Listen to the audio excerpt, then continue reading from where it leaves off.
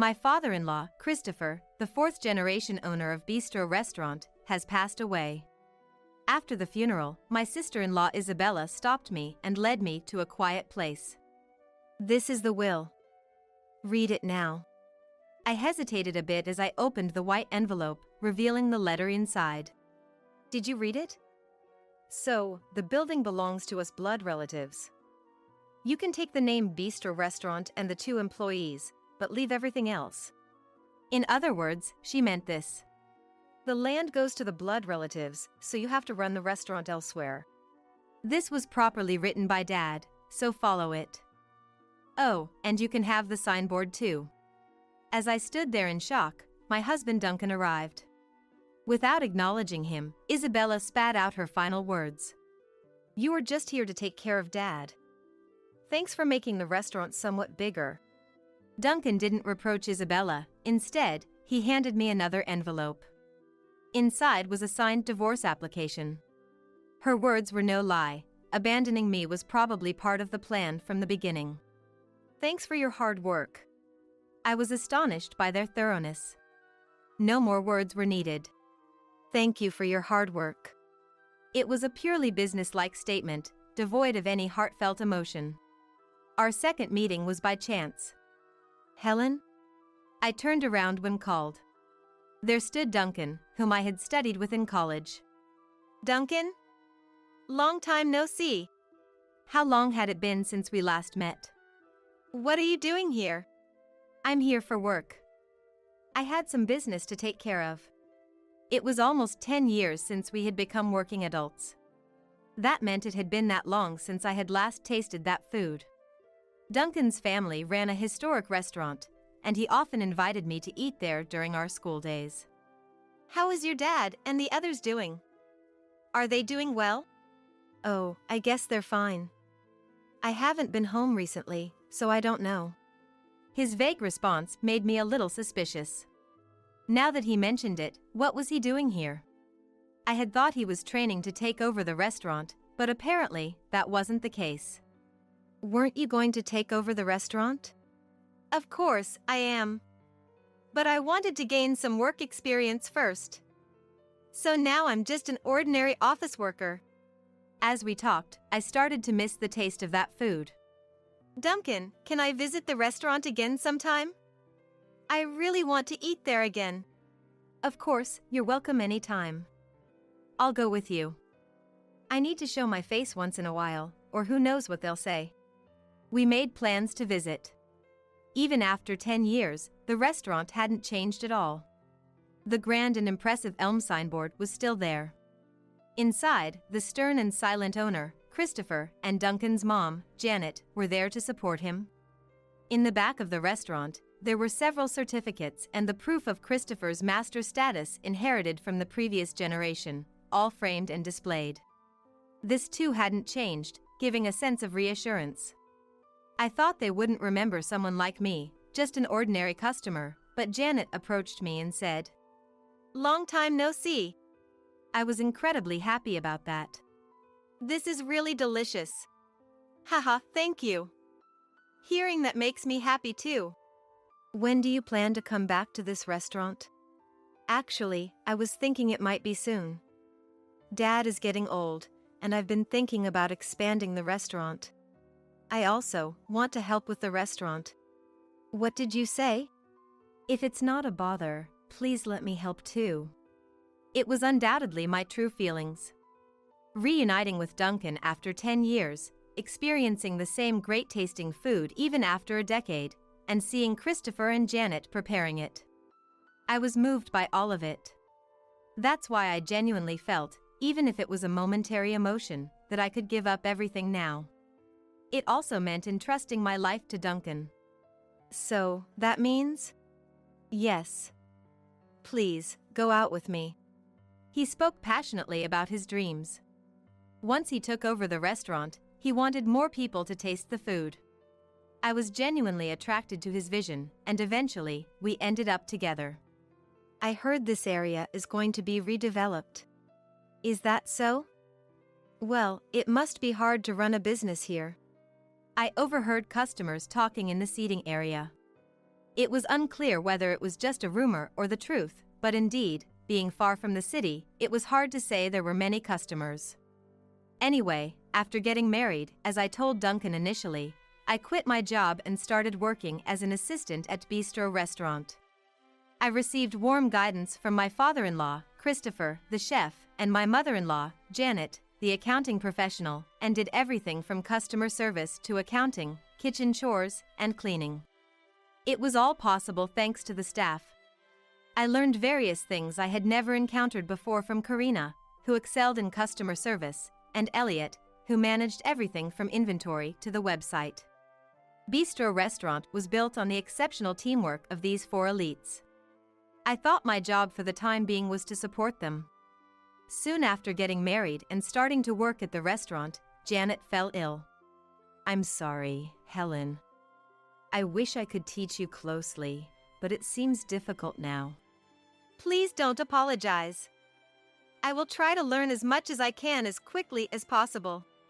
"Thank you. So, Duncan, Isabella. I'm not forcing you, but could you two help out at the restaurant now?" We had a small family meeting. Isabella, my sister-in-law, had a part-time job. I had met her several times at the restaurant, but I heard that none of her jobs lasted long, and she kept changing jobs.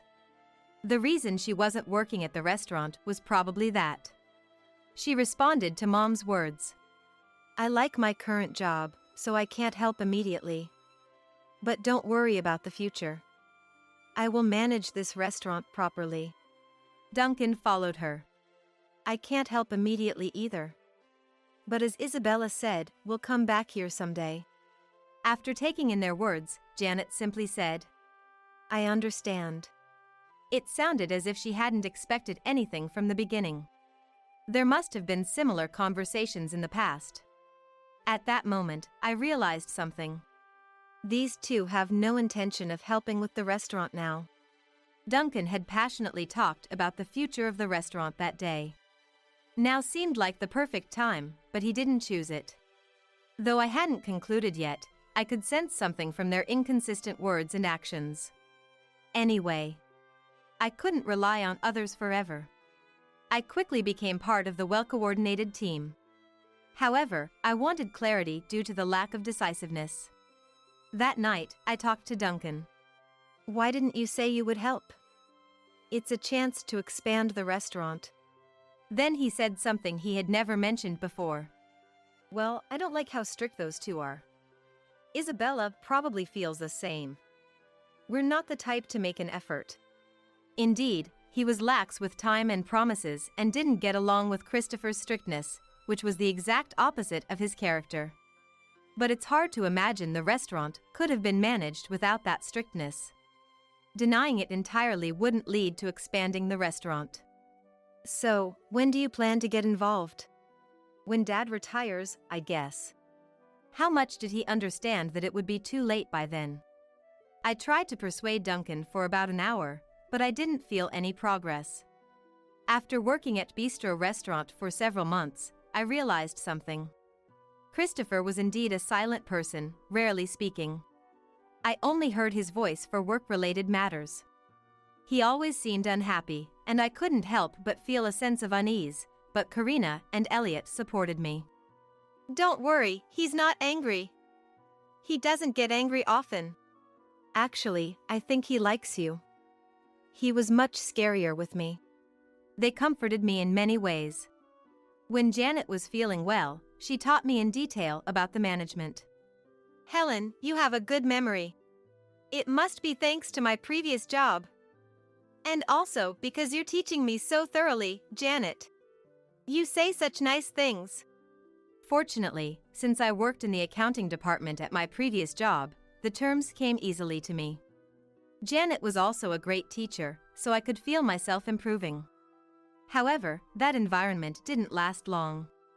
Janet's condition worsened, and Christopher developed osteoarthritis. It was in his right knee. At this rate, the restaurant's survival was at risk. So, Karina, Elliot, and I discussed and decided to ask Duncan and Isabella for help again. Therefore, Duncan, Isabella, Can you support us? Said Karina. I ask as well. At this rate, the restaurant could close any time. Neither Karina nor I want that, and you wouldn't want that either. I'm sorry, but it's still difficult.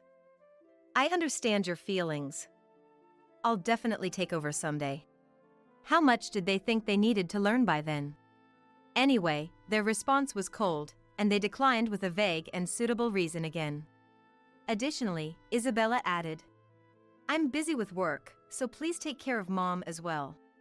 She outright said to leave everything to me, putting me in a position where I had to manage the restaurant and take care of Janet. What are you talking about? I'm not saying you have to take care of your parent, but are you really going to leave everything to Helen? I can't help it. I'm busy. Helen has been with us longer, so she can handle it, right? Elliot was too shocked to say anything. You know, from our past experiences, we knew it was useless to argue with these two, so we worked even harder to maintain the restaurant as it was. I didn't mind taking care of Janet. I thought it would be my way of repaying the kindness I had received. However, despite my care, Janet passed away. I couldn't stop crying, wondering if I had repaid her enough. That led to Christopher also becoming both physically and mentally exhausted, to the point where he couldn't walk properly. It was understandable, losing his lifelong partner. Anyway, I took over Janet's role of managing the restaurant's finances. Then, Duncan finally decided to join us. Dad can't move anymore. I'll join you soon. It was an extremely welcome offer. However, when we started, he did nothing but sit around and make comments. Wouldn't it be better if we did this differently? He talked a lot but never actually worked. Gradually, he started saying things like, if I were the manager, I'd do this, or let's hire young part-timers, which were unreasonable. He didn't cook or plan to run the restaurant, which only made the atmosphere worse. After a while, Isabella also started showing up at the restaurant more often, mocking the three of us who were working hard. I remembered what Duncan had said before. Isabella hates studying and making efforts, and she also looks down on people who do. That was exactly the relationship between her and us now. Moreover, she only came when Christopher wasn't around, making it even worse. Helen, don't worry about it. Let's do our best to manage on our own. Thank you. Then the three of us started learning things outside our usual roles. Karina handled kitchen chores. Elliot learned various aspects of customer service and accounting. I learned everything from cooking to presentation from Christopher. 9 years passed, and then it happened. Christopher, the fourth-generation owner of Bistro Restaurant, also passed away. Despite suffering from arthritis until the end, he continued cooking and passed on all his skills to me before dying of old age. Thank you for taking care of him for 9 years. It's no exaggeration to say that the restaurant ran thanks to you. Not at all. It was thanks to you too and Christopher that I could hang on even in that environment. Regular customers attended the funeral, creating a solemn yet warm atmosphere to honor his achievements. But there was one person who ruined it. Helen, can I talk to you? After the funeral, Isabella stopped me and led me to a quiet place. This is the will. Read it now. Why was she in such a hurry? I hesitated a bit as I opened the white envelope, revealing several sheets of paper inside. There was nothing wrong after reading it. Did you read it? So, the land and building belong to us blood relatives.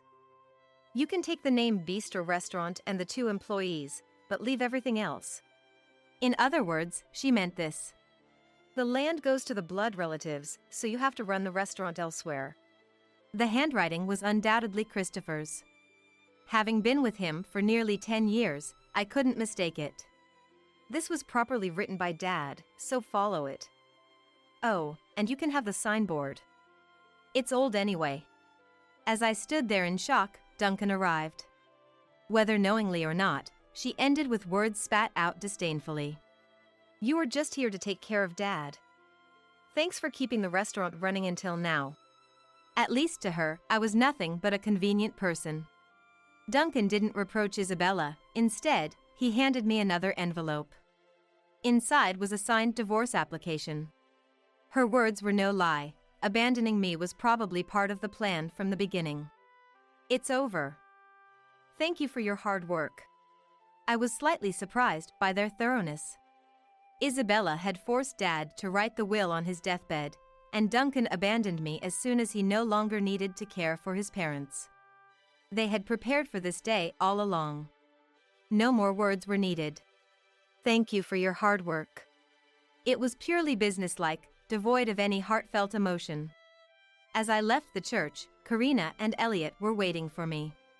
They were the co-workers with whom I had shared true hardships and joys for the past 9 years. What did she say? She said we could keep the name and the signboard. It was clearly written in the will. I see. It has been a long journey, but first of all, congratulations, Helen. Yes, thank you. We officially learned that the town where the old bistro restaurant was located was to be redeveloped about 5 years ago. It turned out that the rumors we had heard were true. The centerpiece of the redevelopment was undoubtedly the large commercial building. There were no other buildings comparable to it in the area. The new bistro restaurant was to be located in the best spot within that commercial building. I had heard this directly from Christopher while he was alive. We're moving the restaurant elsewhere. What? Where? In the new large commercial building. Elliot will handle all the paperwork and other bothersome details. You focus on running the bistro restaurant there. Wait a minute. What about you, Christopher? I'm getting old. Whether I'm alive or not, when the time comes, I'll step down. I'm leaving everything to you. To me. What about Duncan? You know he's not motivated. It has to be you. That's why I taught you how to cook. When I explained the situation to Karina, she already knew. Apparently, the owner of the new commercial building, Freddie, was a regular customer at Bistro Restaurant and had made an offer. Of course, Duncan and Isabella had no way of knowing this, so they probably thought they were getting rid of the uselessly hardworking Helen by making me read the will. But the reality was different. That's why Christopher left only the name and the signboard. Although there was a tinge of sadness, land and buildings were not needed for the rebirth of Bistro Restaurant. The new Bistro Restaurant had a great start. Whether it was due to the advance notice of the move on the storefront and website or the new commercial building attracting customers, the foot traffic was substantial. In a prominent place in the brand new store, the Elm signboard and the Certificate of Mastery were displayed. I had finally become the 5th generation owner of Bistro Restaurant. However, some people who didn't know about it were not happy. During the busy hours of the first day, the phone wouldn't stop ringing. I need to talk to you. Well, I don't. I'm busy, so I'm hanging up. Wait. We have the right to use that place too, don't we? After all, we're the biological children. I had an instinct that this was going to be troublesome. Fortunately, it was easy to guess what they wanted to talk about, so it was best to nip it in the bud early. I'll arrange a meeting with our owner and the 3 of us, so let's settle it then. Goodbye. We had legitimate rights. It was only right to use them. A few days later, the 5 of us, me, Elliot, Duncan, Isabella, and Freddie, sat down together. Duncan and Isabella's claim was this. Since it was originally Dad's restaurant, we also have the right to open a store in the commercial building. What surprised me even more was Isabella's words. They stole the name and signboard of Bistro Restaurant. It was outrageously shameless. Even though they were no longer family, it was embarrassing to hear. Freddie, the owner, maintained a firm stance. After all, he was the one who had made the offer to Bistro Restaurant and had signed the contract with Christopher before his death. I also received a will. It states that the legitimate successor of Bistro Restaurant is Helen. The contract conditions for leasing this tenant are someone who has mastered the craft, someone who has effectively managed the restaurant, someone who can recreate Christopher's taste, and someone who holds the name. Unfortunately, none of these apply to you." Hearing this, they had nothing more to say, and they became very quiet afterward. If there are no further objections, we'll take our leave. The Bistro Restaurant team is very busy and has graciously made time for this meeting. What happened to the original location of Bistro Restaurant? It turned into some weird shop, right? Since then, Duncan and Isabella reopened the restaurant. But due to the presence of the new commercial building and various other circumstances, they quickly fell into a slump. This was some time after the so-called meeting, which was really just a unilateral assertion of rights, and the source of this information was Karina, who was always quick to pick up news. It seems things aren't going well over there. Is that so? Though I responded that way, I internally thought it was no surprise. Duncan had been just an ordinary office worker until now, so his knowledge of management was almost zero. Even worse was Isabella. She seemed to believe that as a manager, she could leave everything to the employees and make money without doing anything herself. This flawed thinking led her to repeatedly change the concept, interior, and policies of the restaurant while accumulating debt. By the time she realized she couldn't manage and stepped down, an enormous amount of debt remained. So, what's the situation now? I heard she turned to alcohol. She's changed a lot. Duncan quit his office job to take over the management properly. But I doubt it'll go well. There you two are. At that moment, Elliot, looking tired, approached us and unusually started to complain. The website's been vandalized, and it's a bit troublesome. Do either of you have any idea who might be responsible? If I had to guess, there's only one person. Yeah, just one. Well, Eventually, without needing to request a full investigation, we identified the culprit. When Elliot, Karina, and I visited the former Bistro restaurant, we caught the person in the act of posting defamatory comments. What are you doing? The real restaurant is here. You stole the name and ran away. What a terrible accusation. If you think spreading rumors will change anything, you're gravely mistaken. I've spent the past 10 years learning from Christopher. As a result, I rightfully received the name and signboard and got support to open a new restaurant. You were the ones who ran away. You know that deep down. He said nothing. Furthermore, I've already informed Freddie about this. Whether it's defamation or business interference, I don't know, but you will be sued. Be prepared. Casually browsing the web, I saw a headline likely written by a reporter who had recently visited the restaurant. The content, of course, was about the former Bistro restaurant. In the end, they had to close the shop, and their whereabouts are unknown. On the other hand, our legitimate Bistro restaurant has been achieving impressive sales not only during the initial opening but even now. Of course, the quality remains high, not just the sales. But we must not be complacent. With the change in location and environment, we must continue to strive for what is fitting.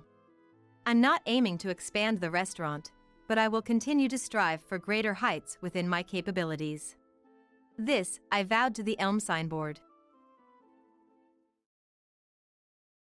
It was my day off, and I decided to invite my mother-in-law, Wendy, for a walk since the weather was so pleasant. As Wendy and I strolled through the neighborhood park, enjoying the warm sunshine, my husband, Scott, suddenly called. "It's terrible, Mom collapsed, apparently." He blurted out, his voice filled with worry. What? Wendy collapsed? I asked, confused. How could that be? Wendy was right here, walking beside me. Yeah, that's why I've decided to go back home for a while to be with her. Scott explained, his tone somber. I see. I replied, still trying to process the situation. While I struggled to make sense of it all, Wendy, who had overheard the conversation, simply smiled and whispered, "Let's keep this between us, okay?" She didn't want Scott to hear her voice. Anyway, I'll be back by next Tuesday. Take care," Scott said hurriedly before ending the call. I couldn't quite grasp what was happening. A few days later, Scott finally returned home. "How was Wendy doing?" I asked, concern etched on my face. "Not too well, it seems." Scott sighed heavily as he sank into the couch, his expression grave. "The time we have left with Mom might be limited," he added, his voice barely above a whisper. "I understand." I nodded, my heart aching for my husband. Since then, Wendy and I had been in regular contact, making various preparations without Scott's knowledge. Unaware of our secret, Scott muttered, "What a predicament!" as he started fiddling with his smartphone. At that very moment, "Will you marry me?" my boyfriend asked, getting down on one knee in the middle of a fancy restaurant I never could have imagined visiting when I first arrived in New York 5 years ago. Today was the happiest day of my life. I knew in my heart that this was the man I wanted to spend my life with. It was a day I would never forget, a day I made a promise to myself. My name is Angela. I moved to this city after losing both of my parents. Growing up in the countryside, I was always aware of how freely I lived. So, when I first arrived in New York, I was overwhelmed by the towering skyscrapers and the sheer number of people, and I couldn't move for a while, frozen in awe and intimidation. However, having grown up in the countryside, I was unfamiliar with many aspects of city life. In my hometown, we never had the habit of locking the house when going out, and it was common to receive vegetables from neighbors rather than buying them ourselves. Of course, working in a company was also a new experience for me, and I made countless mistakes at first. "Angela, what kind of job did you have initially?" Scott asked as we enjoyed the lavish meal before us. "I worked as a clerk in a commercial company. There weren't many places willing to hire me," I replied, reminiscing about my early days in New York with my boyfriend, no, my now fiancé. "Why did you switch to working at the library? Were you having trouble with your coworkers?" he inquired, genuinely curious. "No, everyone got along fairly well. It's just that the company had incredibly long working hours," I explained, recalling the exhausting schedule. That makes sense.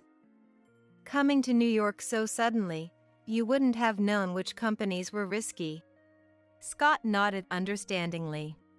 "Exactly.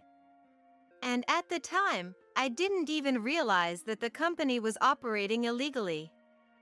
I was just being used for their convenience, but I thought that was the norm in the city. It's scary how you can get used to things like that," I confessed, reflecting on my naivety. Back then, I was desperate for any job that would hire me. With moving expenses and funeral costs, my savings were nearly depleted, and I needed to start earning money as soon as possible. Compared to my hometown, salaries in New York were higher across the board, and with the frequent subway services, I thought I'd never have trouble getting home. But reality wasn't so kind. The company I finally managed to get hired at required me to start work with the first train and leave with the last one every day. We only had a 30-minute lunch break, and going out during work hours was strictly prohibited. I was saving money, but I had no time to spend it. At first, I genuinely believed that this was normal. That must have been tough. But what made you decide to become a librarian? Scott asked, his eyes filled with empathy. I had actually gotten my librarian certification in college. But when I first came to New York, I gave up on the idea because the libraries were too far away. Eventually, I made the bold decision to quit my job, move to a new place, and managed to find employment at a library. I explained, remembering the turning point in my life. Was there a specific reason that made you quit? One day, I saw a person crouched in front of an eye clinic. I helped them get to the station, but it made me late for work. My boss was furious. I recounted, the memory still vivid in my mind. He yelled at me for about 3 hours, not just for being late but also for always working slowly and dressing sloppily, as if venting all his pent-up stress on me. The look on his face that day was so traumatic, I can never forget it. What? You were just trying to help someone, and they treated you like that? Scott exclaimed, outraged on my behalf. Yeah. That's when I realized the company was terrible, and I submitted my resignation letter that very day. I said, still proud of my decision. Your ability to take action is amazing. That's one of the things I admire about you. Thanks to that, we were able to meet each other. I'm so grateful. Scott smiled, his eyes full of love and appreciation. That's true. I hope that person I helped is doing well. I mused, thinking back to that fateful encounter. From the day I changed jobs and started working at the library, my life transformed dramatically. I had proper days off and could even take vacations. My colleagues were incredibly kind and patiently taught me the ropes, even though I was a newcomer. The salary was lower than my previous company, but being surrounded by the books I loved and finding fulfillment in my work brought me immense joy.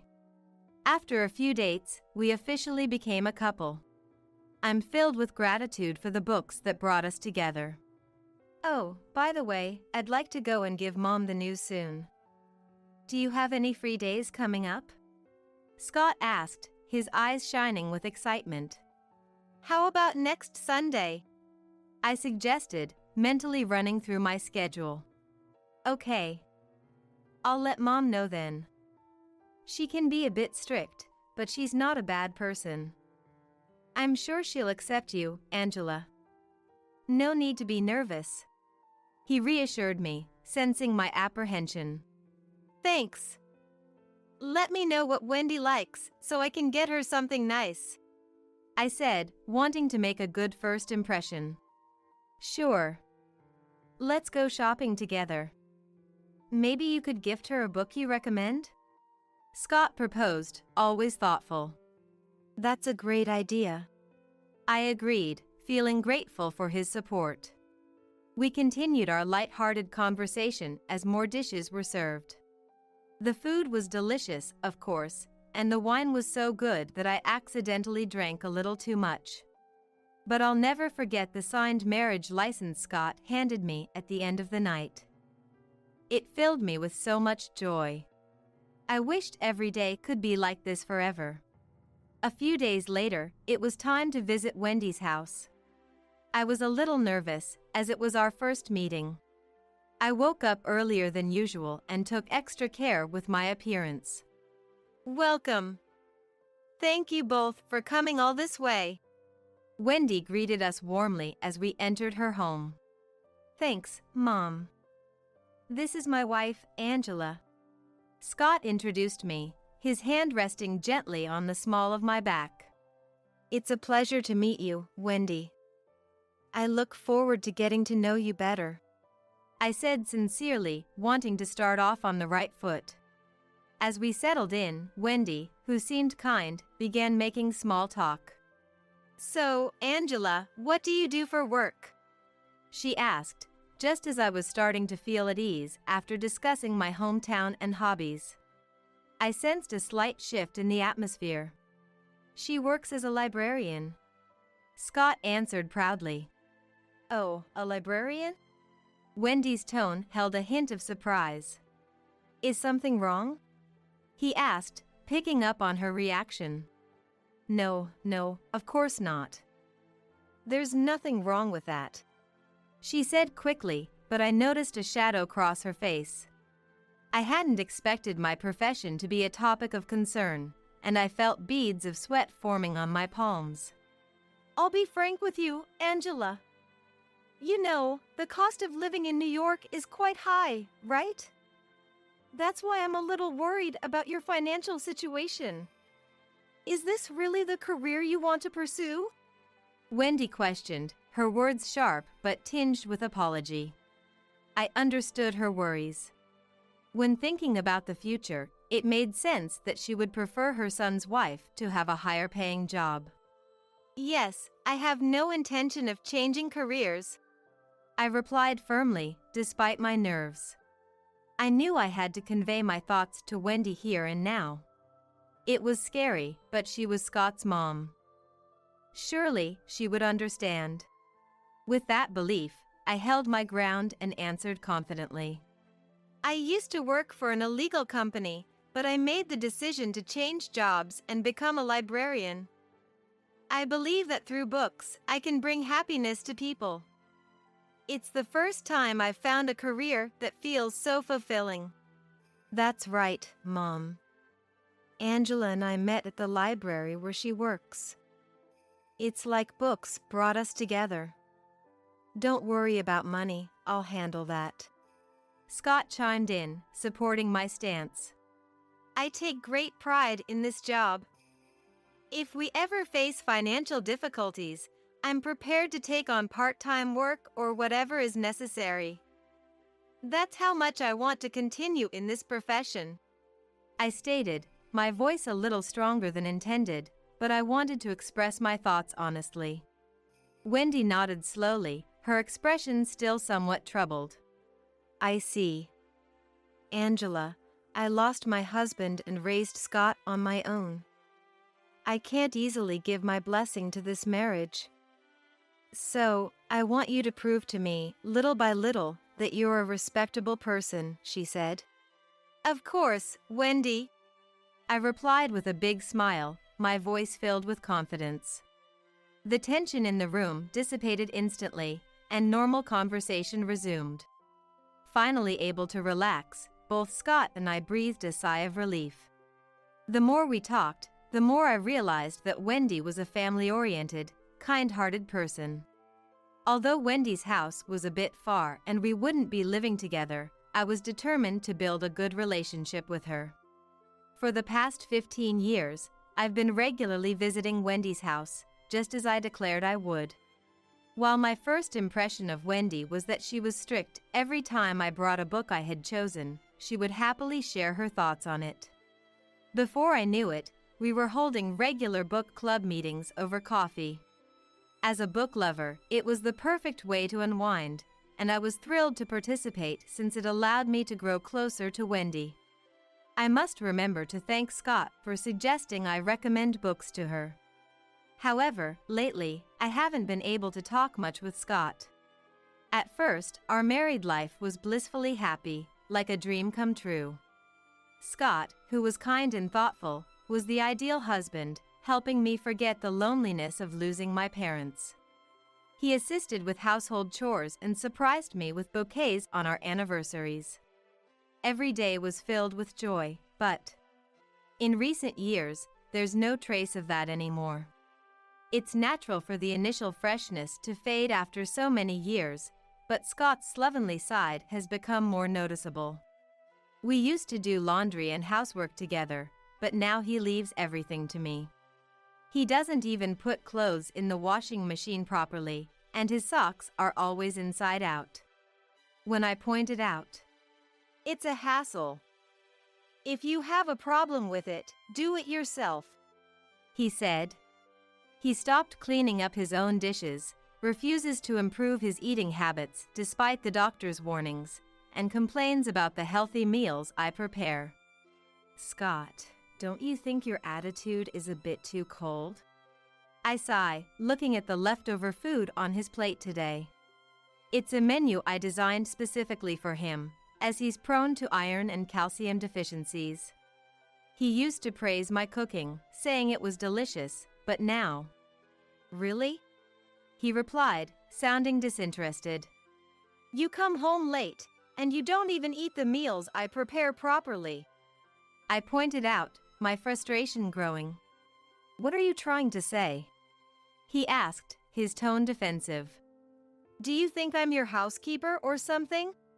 I questioned, lowering my voice a little. In the beginning, he used to say that as a married couple, It was only natural for us to do household chores together, but now he does nothing. Yet, if there's a day when I don't make dinner, he gets angry and storms out. Having to do housework while constantly worrying about Scott's mood was becoming quite stressful. I was fed up with it. I don't think that at all, he claimed. Then what's with your attitude lately? I'm not your maid, you know, I retorted. You think I see you that way? That's ridiculous. I'm trying to show you affection, but if you can't see that, then fine, he said, his words dripping with exasperation. Affection? I don't feel that from you at all, I shot back. What about you? It's because of my salary that you get to live in such a nice house, isn't it? Stop complaining, he snapped before retreating to his room. I sank to my knees, taking deep breaths to try and suppress the emotions welling up inside me. This kind of thing happens over and over again.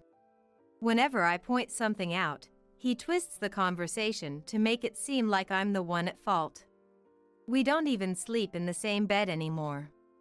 Swallowing the word painful, I start cleaning up the leftover food. I wish my exhaustion could flow away with the running water.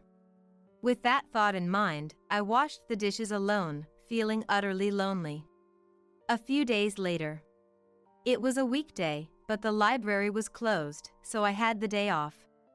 The weather was nice, so I decided to visit Wendy's house and invite her for a walk. Wendy agreed, and as we strolled through a nearby park, enjoying the pleasant sunshine, my phone rang. It was Scott. It's terrible.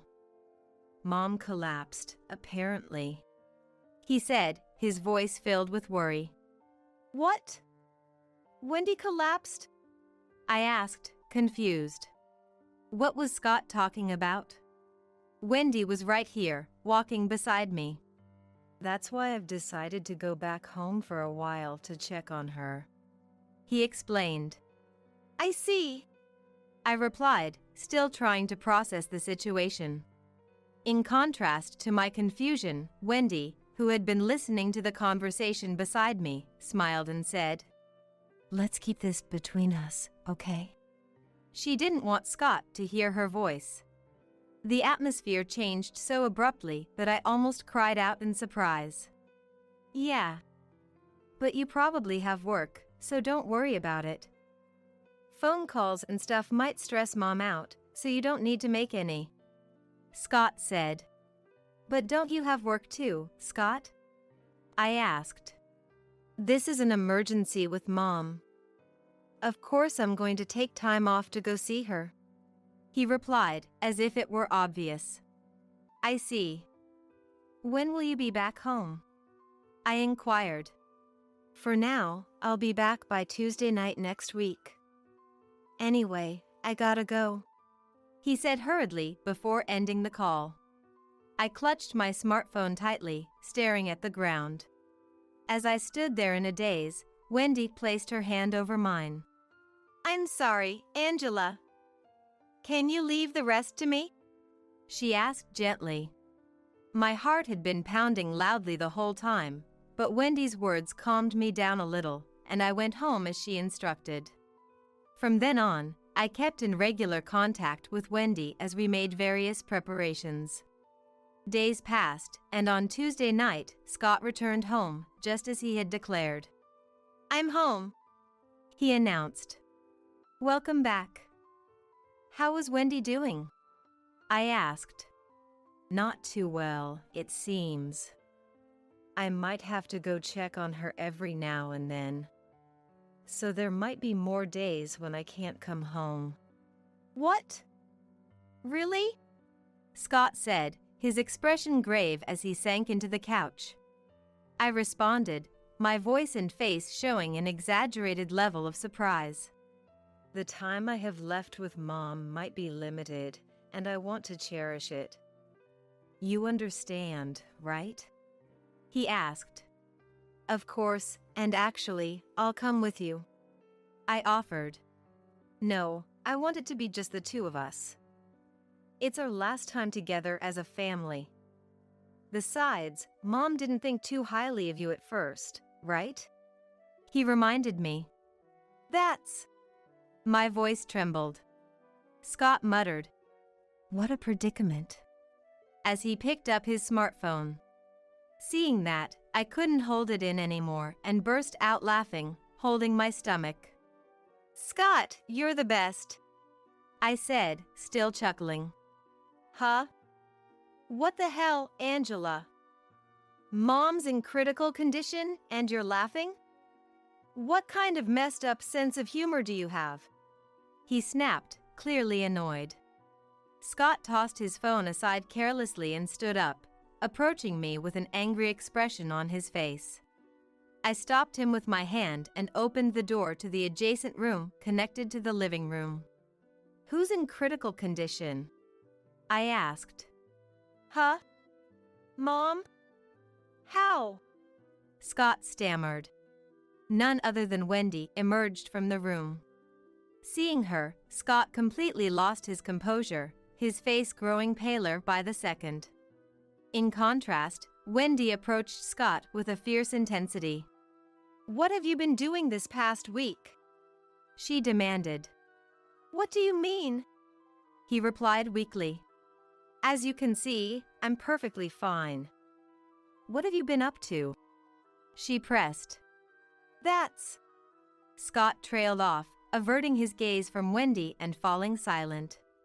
Of course, with a super healthy Wendy standing right in front of him, he couldn't keep lying any longer. Hey, Angela. What's going on? Did you call Mom? I told you not to because it would stress her out. Scott snapped, unbelievably trying to direct his anger at me. However, we had the upper hand, so I wasn't afraid at all. You know, when you called, I was out walking with Wendy. I explained. I showed Scott my chat history with Wendy. It clearly showed me inviting her for a walk since the library was closed and I had the day off, and Wendy happily agreeing to join me. In other words, we knew you were lying from the start. I said, my tone firm. What? But why? I thought you two weren't that close. At first, Mom even complained about your low salary, Angela. Scott said, confusion written all over his face. That was only in the beginning. I said those mean things to test Angela. Wendy clarified. Huh? Scott looked at her, dumbfounded. Even after I said those things, Angela still brought me recommended books and invited me out. That's a far cry from you, who never comes to visit, Wendy said, her tone dripping with exasperation. Scott remained defiant in the face of Wendy's words. I didn't know that. And why didn't you tell me, Angela? He asked, turning to me. I did tell you at first. But recently, you haven't been willing to talk to me, remember? I reminded him. Of course, I never intended to keep it a secret initially, but his refusal to listen to me had come back to bite him. If he had known about my connection with Wendy, things might not have turned out this way. Scott hung his head, looking utterly frustrated. His phone was vibrating, but he was too dejected to pay any attention to it. Remember how I told you that back when I was working at my previous company, I helped someone in front of the eye clinic? And that it was the catalyst for me changing jobs? I asked. I think I remember that. He mumbled. That person was me. It's a small world, isn't it? Wendy revealed, a hint of amusement in her voice. Yes, that was the biggest event that brought Wendy and me closer together. While we were having coffee and I was reminiscing about that time. Ah. Wendy suddenly exclaimed. That was me. She said, her eyes wide with surprise. Apparently, Wendy had been suffering from a complex eye condition at the time and had come to the clinic for surgery. However, after the operation, she got lost and was at a loss for what to do when someone called out to her. Since it was right after the surgery, her vision wasn't clear yet, so she couldn't see the person's face. That's why she didn't recognize me when she saw my face, but she seemed to gain certainty after hearing my story. I was so happy to meet the person who helped me back then again.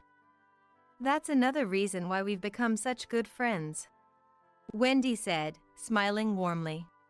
I was so exhausted at the time that I couldn't really see people's faces, so I had no idea it was you.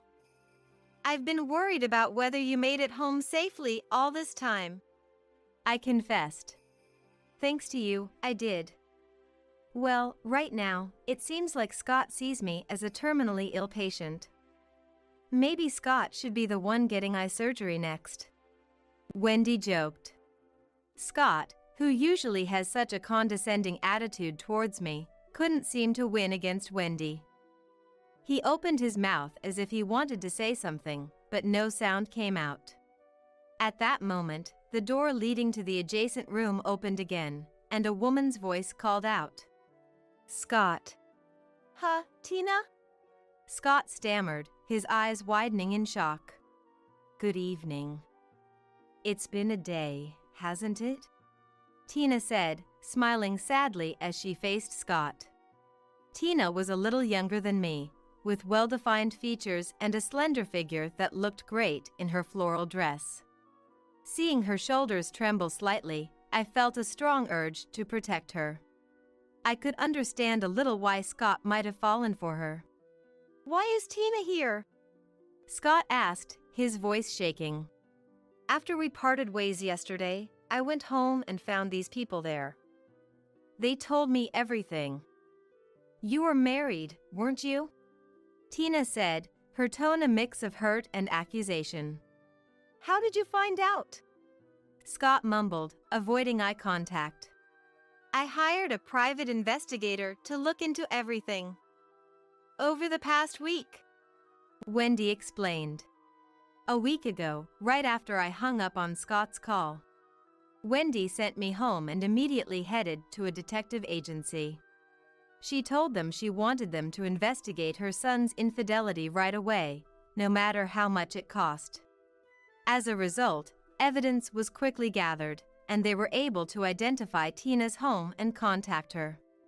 "Scott, you got along well with my parents too, didn't you? My mom and dad are furious. Of course, I am too. I brought them here today because I wanted to resolve this issue," Tina said, her voice trembling with emotion. According to the investigation, Tina was apparently a client at Scott's company, and they both fell in love at first sight, as she told us herself. Tina didn't know Scott was married, and she apologized, saying that if she had known, she never would have gotten involved with him. Her parents, who had been looking forward to their marriage, were outraged when they learned about Scott's true identity and apologized to me sincerely afterward.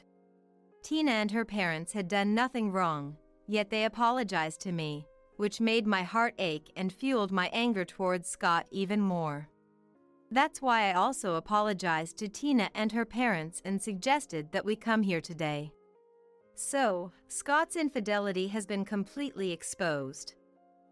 I'll give you a lawyer's contact information later, and you can handle the rest through them, I said, my voice steady despite the overwhelming emotions. "How do you plan on surviving without me? The cost of living has skyrocketed compared to the past. You can't live on your salary alone." Scott glared at me, his anger palpable. I felt my body tense up a bit, but Wendy stepped in front of us as if to shield me from his wrath. "Actually, I've started something recently," Wendy said, showing Scott a screen on her smartphone. "Huh? What's this?" He asked, confusion written all over his face. "I've started investing in real estate lately. It's been incredibly profitable. That's why I could afford the high costs of hiring a detective," Wendy explained, a hint of pride in her voice. What Wendy showed him was a graph of her investments. She had already been studying a bit, and her investments were a huge success. Of course, I also helped out by putting the knowledge I'd gained from university and my beloved books to good use. By now, her profits had easily surpassed Scott's salary. So, you don't need to worry about money on our end. You, on the other hand, will be facing alimony and settlement claims in the divorce proceedings, leading to a life of poverty. I think you should worry about yourself," Wendy said, her tone sharp and unforgiving. "What? Alimony and settlement claims in a divorce? You're joking, right?" Scott scoffed, disbelief etched on his features. "No, it's only natural since you cheated. You'll be paying for both my share and Tina's," I stated firmly, leaving no room for argument. Scott muttered, "This can't be happening." but then a wicked smile spread across his face as if he had thought of something. He stood up triumphantly and pointed at me. "Too bad for you, Angela. I have Mom's inheritance. I can easily pay the alimony and settlement for the divorce. But I'll be able to return to my original lifestyle in no time," he declared, his voice dripping with arrogance. "How on earth did you become so stupid?" Wendy sighed, holding her head in exasperation as she stood beside me. I couldn't agree more. "Come on, Mom. This is a critical moment for your precious son. Please help me out," Scott pleaded, his tone suddenly desperate. "Scott, you are indeed my dear son. But I don't remember raising you to do such inhumane things," Wendy said, her voice filled with disappointment. "What?" Scott's eyes widened in shock. "I'm cutting ties with you. From now on, you'll have to live on your own," she announced, her words like a hammer striking the final blow. "You can't be serious. What about the inheritance then?" he asked, grasping at straws. "I'm thinking of giving it to Angela," Wendy replied, her voice unwavering. I couldn't help but exclaim. What? I had heard that she was considering disowning him, but she hadn't said a word about the inheritance. However, knowing that she cherished me to that extent brought tears of joy to my eyes, especially since I had lost my own parents. "Angela, if it's all right with you, would you like us to become a real mother and daughter?" Wendy asked, her voice filled with warmth and sincerity. Those words made my body feel hot with emotion. They were the words I had longed to hear. "Ever since my parents passed away, I've been so lonely. Are you really sure about this?" I asked, my voice trembling with a mix of hope and disbelief. "Of course. I look forward to being your mother from now on," Wendy replied, her smile radiating love and acceptance. "Wendy, no," Mom opened her arms and faced me, and I didn't hesitate to rush into her embrace. Ah, the warmth of a mother's hug, something I hadn't felt in so long. Today might have been the worst day of my life, but it was also the best. Seeing us like that, Scott raised his voice. "This can't be real." And he shouted, "I see, Angela. So this was your plan from the beginning, wasn't it? You got close to me because you were after Mom's inheritance, and you deceived her," he accused, his face red with anger. I had just one thing to say to Scott as he yelled at me with fury etched on his features. "You brought this upon yourself." I felt like the emotions I had bottled up for years were finally being released. From now on, I could live freely with Wendy, no longer bound by Scott's whims. "By the way, this has been ringing non-stop." "Here you go," Tina said, handing Scott his vibrating phone.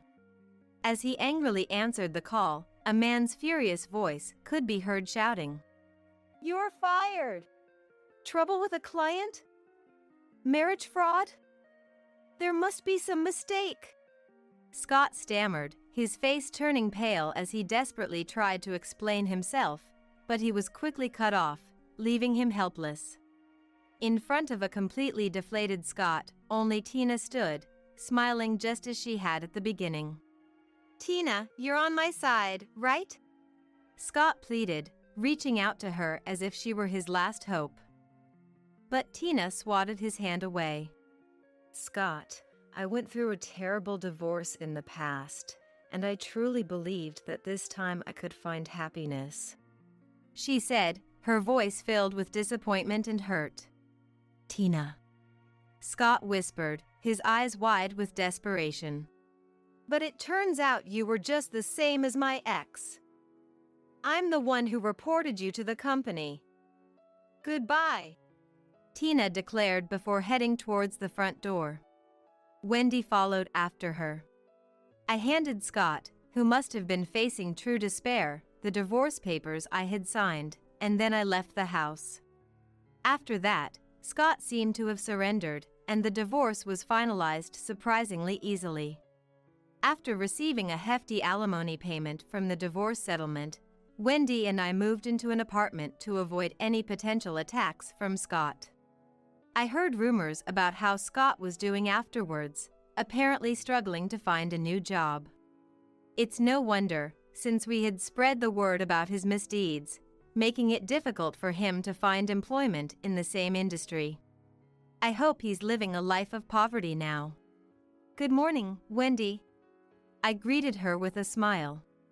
Good morning, Angela. It's a beautiful day, isn't it? She replied, her eyes twinkling with joy. How about we have a picnic in that big park? I suggested, feeling the warmth of the sun on my skin. That sounds lovely. Shall we make some sandwiches to take with us? Wendy proposed, already heading towards the kitchen. Meanwhile, I was living peacefully with Wendy in our apartment. We studied real estate investing together and frequented the library. On our days off, we would go out, share our thoughts on books, and enjoy the leisurely pace of life. Our investments continue to be successful, and Wendy's savings keep growing. Spending time with my beloved books and my dear Wendy, I am truly happy now. Right. I forgot, she exclaimed, rummaging through her small bag to pull out a white envelope. What's this? It's a letter I got from Grandma. She told me to read it in secret, away from Caleb. I took the letter from Scarlett. Just then, my sister arrived to pick Scarlett up, and I handed her over. After saying goodbye to Scarlett, I quietly opened the letter. Glancing over it casually, I was shocked. What? You're kidding, right? The content was hard to believe. Rushed, I went back to where Caleb was. As soon as I returned, Caleb spoke in a whiny tone. Hey Evelyn, I'm thirsty. Could you get me some juice or something? Ignoring his request, I swiftly flipped back the comforter and reached for Caleb's pants. What? Evelyn? Without hesitation, I pulled down his pants. What the heck are you doing all of a sudden? Caleb yelled, hastily trying to pull his pants back up. I sighed at the unfolding scene. Looks like Mom's prediction was right. Hey! What's the deal with suddenly pulling down someone's pants? Are you taking advantage of my inability to move? That's awful, isn't it? Caleb looked up at me, perplexed. Indeed, it was wrong to do it without saying anything. But without that, I wouldn't have been able to confirm it. My name is Evelyn, 32 years old. I graduated and joined the company, and it's been 10 years. With this tenure, I have a stable income and am trusted with various responsibilities at work. I've been leading a fulfilling life, but there was one worry. It's about my husband, Caleb, whom I've been married to for 5 years. Our encounter was at a friend's wedding. We just happened to sit at the same table. Ah, weddings are wonderful, aren't they? Really, they both look so happy. We didn't talk much, but I was impressed by how genuinely happy Caleb seemed for the bride and groom. Later, through a friend, Caleb made the first move, and we started dating smoothly. I want to marry you. After Caleb's straightforward proposal, we got married. The surprise came later. What? You've been divorced before? And you have a child? Yeah, and you see, my ex-wife is demanding child support. Despite his divorce, his ability to genuinely celebrate others' weddings was, in a way, impressive. About the child support, isn't it just better to pay it? That's part of being a father, right? No, the thing is, I'm out of money this month. What? I had a sneaking suspicion that Caleb's income wasn't great. But I never imagined I'd end up paying child support for a child I didn't know with my salary. I rushed into marriage. I didn't regret marrying him, to be honest. But the real issue was Caleb's carelessness with money and his failure to see the problem. I quit my job again. He'd say with a nonchalant smile, time and time again. You quit. What are we going to do now? It'll be fine. You're working too, Evelyn. We'll manage somehow. He was the definition of relying on others. I didn't want him to depend on my money. Did he marry me for my money? I sometimes wondered. But putting money aside, Caleb wasn't a bad husband. He was a bit unconventional, but that was what made life exciting and fun. Feeling like something sweet. Want to hit the convenience store? Now? Yeah. On a weekday night, on a whim, we'd end up at the convenience store just for sweets. All right. I'm not sleeping until I beat this game tonight. Okay. Sometimes I'd end up pulling an all-nighter with him over a game. It was honestly tough at our age, but I didn't dislike his spirit. That's why I couldn't leave Caleb, despite his financial irresponsibility and job instability. He wasn't cheating, at least. I thought as I let things slide, and before I knew it, here we were. But then, just the other day, I saw it. An unknown young woman sitting in the passenger seat of Caleb's car. I, who had prided myself on believing he would never cheat, felt like I'd been hit over the head from behind. The shock of Caleb's potential infidelity amidst my complete trust. Should I confront him directly or act covertly? After much thought, I consulted my sister. Married with an 8-year-old daughter, she had an immediate answer. Obviously, you gather evidence quietly. She was adamant that there was no benefit in alerting him without solid proof. So, following her advice, I focused on gathering evidence. Eventually, it became clear that Caleb was frequently seeing a woman. Her name is Abigail. She was the daughter of the owner of a private clinic where Caleb was a client. They mostly met on Thursday afternoons, driving around in Caleb's car. And I managed to capture them entering a hotel together several times. I thought he was honest about women at least. Disappointment hit me before anger. Married life wasn't unpleasant, but it wasn't easy either. In addition to the child support, I found out about his debt. Both were from before our marriage. Things I should have known about or were none of my business. He married me without disclosing these facts. Wasn't it almost like being deceived? There were times when I thought that. And I took pride in the fact that he was faithful. I never imagined even that would be betrayed. I'll confront him with everything and then leave. Caleb, carefree and nonchalant as ever, probably had no clue I knew about his secret. I wanted to give him a surprise for once. So, I was contemplating the day to reveal everything. Soon after, I received a shocking message from Caleb. Sorry, I had an accident. I might not be able to move my body anymore. I left work immediately and rushed to the hospital Caleb had mentioned. It was the clinic owned by Abigail's father. Feeling faint-hearted, I even called my mother to come with me. Are you Caleb's wife? Please, this way. I never imagined meeting this person under such circumstances. The one guiding us at the reception was Caleb's affair partner, Abigail. I had seen her face several times from behind or in profile over the past few months, but facing her directly like this felt surreal. Led to the room, I found Caleb lying in the bed. Caleb! Oh, Evelyn. You came. His voice and expression seemed good. My mother and I exchanged a relieved look. The message had startled us, but he seemed to have only minor injuries. What a relief, I thought. But then, the doctor's next words left me speechless. There's a high possibility that Caleb has become hemiplegic. Hemiplegic? It means, in Caleb's case, the right half of his body might not move anymore. Is there no chance of recovery? The doctor closed his eyes as if in deep thought. It's difficult. Then said. I found myself sobbing uncontrollably, supported by my mother. After calming down a bit, Caleb began to speak hesitantly.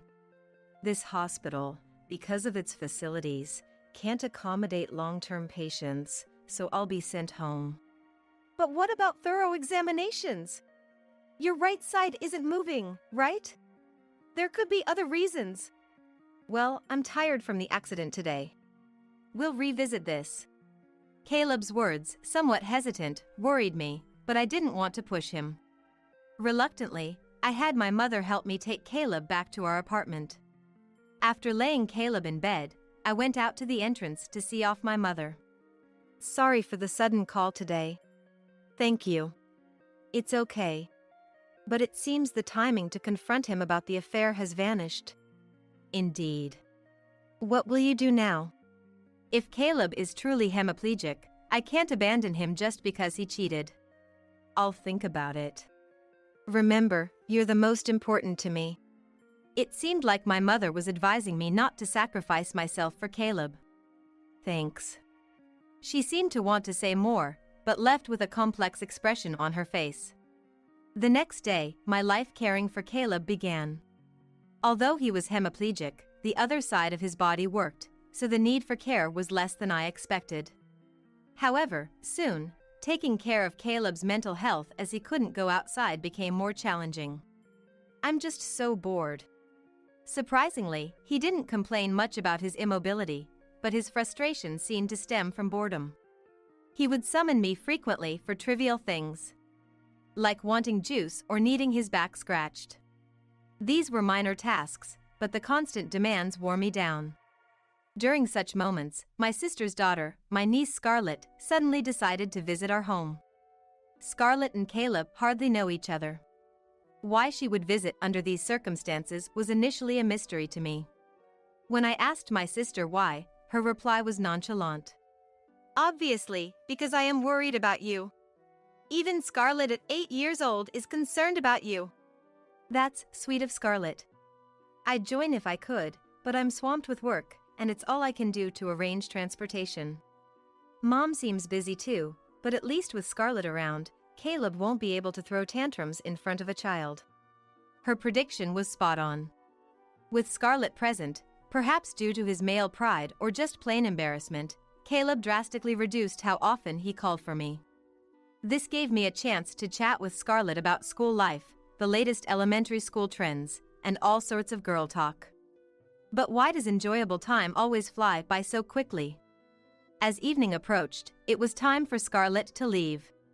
My sister called to pick her up, and though it was hard to part, it was time to say goodbye to Scarlett. Okay, Scarlett. Your mother will be here soon, so let's wait outside. Okay. As we headed to the entrance, feeling the reluctance, Scarlett suddenly seemed to remember something. Right. I forgot. She rummaged through her small bag and pulled out a white envelope. What's this? It's a letter I got from Grandma. She told me to read it in secret, away from Caleb. From Mom? Thank you. I received the letter from Scarlett. Right then, my sister arrived to pick Scarlett up, so I handed her over. After seeing Scarlett off, I quietly looked inside the envelope. It wasn't mailed but delivered through Scarlett, which seemed overly cautious. What could it contain? I casually read through and was stunned. What? You're kidding, right? The content was too astonishing to believe immediately. But my mother wouldn't fabricate such a lie. If this is true, I need to verify it. I hurried back to Caleb. As soon as I returned, Caleb spoke in a coddling tone. Did Scarlett leave?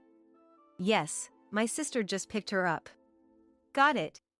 Hey Evelyn, I'm thirsty. Wake me up and get me some juice or something. Ignoring his request, I swiftly pulled back the comforter and reached for Caleb's pants. What? Evelyn? Without hesitation, I pulled his pants down. What are you doing all of a sudden? Caleb yelled, frantically trying to pull his pants back up. I sighed at the scene unfolding before me. It seems Mom was right. Hey! What's the deal with suddenly pulling down someone's pants? Are you taking advantage of my inability to move? That's awful, isn't it? Caleb looked up at me, bewildered. Indeed, doing it without saying anything was wrong. But I wouldn't have been able to confirm it otherwise. Hey! Are you listening? Caleb raised his voice again, seeing me silent and looking down. Seriously. This uncertainty about the future is unbearable. Maybe it's time to break up? I said his thoughts out loud, and Caleb looked at me in surprise. Oh, you seem almost happy about it? Your face is giving you away. Caleb, looking flustered, covered his mouth. Happy? No way. But maybe you're right. With this condition, I'll just be a burden. Maybe it's better we part ways. Caleb sighed heavily, exuding a sense of resignation. I don't mind, you know? I'll take care of you. We vowed at our wedding, remember? In sickness and in health. Eh? No, but... Besides, it's not all bad. We can still talk like before. And now, I won't have to fret over your affairs anymore. Eh? I smirked mischievously. Oh, me? An affair? His eyes darted around. His lie transparent. Don't worry. You may have been capable before, but now, you can't move by yourself. You won't be able to cheat anymore. Now you're all mine. Caleb let out a small yelp and turned pale. Evelyn, actually, I was planning to leave you. That's fine. Leave it to me. But I feel terrible about this. Don't feel guilty. We're a couple, after all. Despite my reassuring smile, Caleb trembled like a cornered deer. But just rest for now. I'll go prepare dinner. Caleb couldn't say anything more. I left the room. Certainly, I'd cornered Caleb. He'd surely take some action. I had believed Caleb was truly hemiplegic. It was the clinic of Abigail's father. I wanted to have it checked at a larger hospital, but Caleb resisted, so it never happened. Now I understand why he was so reluctant about hospitals and treatment. Immediately after leaving the room, I listened at the door. I'd left it slightly ajar, so Caleb wouldn't notice. I couldn't see inside, but I could hear everything Caleb did. Help! I'm in trouble! Soon, I heard him speaking to someone. He was on the phone. Speaking softly, perhaps wary of me. That's what she said. Before bringing up divorce, she insisted we won't separate. What should I do? Escape? Impossible. I'm too scared. She must know about you and me. She's unusually persistent about infidelity. She must know already. I heard it all. Now it was clear. Caleb was on the phone with his affair partner, Abigail. Please! Say it's a call from the hospital. Get me admitted somewhere else, any hospital. Otherwise, I don't know what Evelyn might do. As Caleb pleaded with the person on the phone, I knocked on the door. Caleb? Are you on the phone? May I come in? Oh! I'll hang up now. After waiting a moment, I entered to find Caleb looking paler than before, lying in bed. You look worse than before. Are you okay? Oh, I'm fine. Well, maybe not. Can you take me to the hospital? Of course, that sounds serious. I'll contact the hospital right away. Ah, thank you. He looked genuinely relieved. Thinking this was his ticket out. He's sorely mistaken. The real game is just beginning. I'll expose everything about Caleb and Abigail at the hospital. Upon arrival, Abigail greeted us. Caleb, are you okay? Abigail. Thanks. I'm feeling a bit off. After what happened, it's understandable. Abigail smiled knowingly and looked at Caleb tenderly. Can I rest for a bit? I might even need to be admitted. He's not even a doctor to be making such decisions. But Abigail nodded understandingly and led us to a private room. We don't usually do admissions, but my father will come to check on you when he's available. Please wait here until then. About half an hour later, Abigail returned with a doctor. I had met him before. He's the clinic's director, Abigail's father. You're feeling unwell? Yes. Their exchange of glances was awkward. As Abigail's father raised his stethoscope to his ears, I raised my hand. Let's cut the act, shall we? What? Caleb, Abigail, and her father. All froze, except for me. Evelyn, what are you suddenly saying? Ignoring Caleb's protest, I grabbed his pants like before and yanked them down forcefully. Whoa! What are you doing? Stop it! Caleb scrambled to pull his pants back up. As I said before, something's off, right? Are you worried that if I become hemiplegic and useless as a man? I see. You were only after my body. I'm disappointed. Caleb pretended to be upset, not noticing the expressions of the others in the room. After your body? Unfortunately, I'm not as lewd as you guys. What did you say? You still haven't realized? Realized what? As Caleb tilted his head, Abigail whispered in his ear. Finally understanding, Caleb's eyes widened in shock. No, this is, well, that. Hemiplegic? You moved too quickly for that. Everything's been exposed. Why keep up this poor act? The letter from my mother had only a few lines. I've looked into it, and there's a high chance Caleb's hemiplegia is an act, perhaps a lie to leave Evelyn? Maybe try pulling down his pants to see his reaction? Following my mother's advice led to this revelation. In a panic, Caleb, who was supposedly unable to move his right hand, easily pulled up his pants. So it was all an act from the start. No, that's not. Explain everything. Sweating profusely, Caleb complied. The day of the accident, the person riding next to Caleb in the car was Abigail. They were in the midst of an affair. The injuries were minor for both of us, but the car was badly damaged. I thought if the police got involved, Evelyn would find out. So I figured if I pretended to be severely injured, I could cover it up. The absurdity of it all left me speechless. Did you think you could keep up such a ridiculous life forever? No, well... Or was it all to hide your affair? That's not it. Before Caleb could respond, Abigail interrupted. Caleb was just trying to spare you the pain of a breakup. After all, finding out about an affair during a drive would be humiliating. So he told a kind lie about being hemiplegia, hoping for a smooth separation. Kind? How is cheating with someone much younger than himself, and then lying about it, kind? Stop it.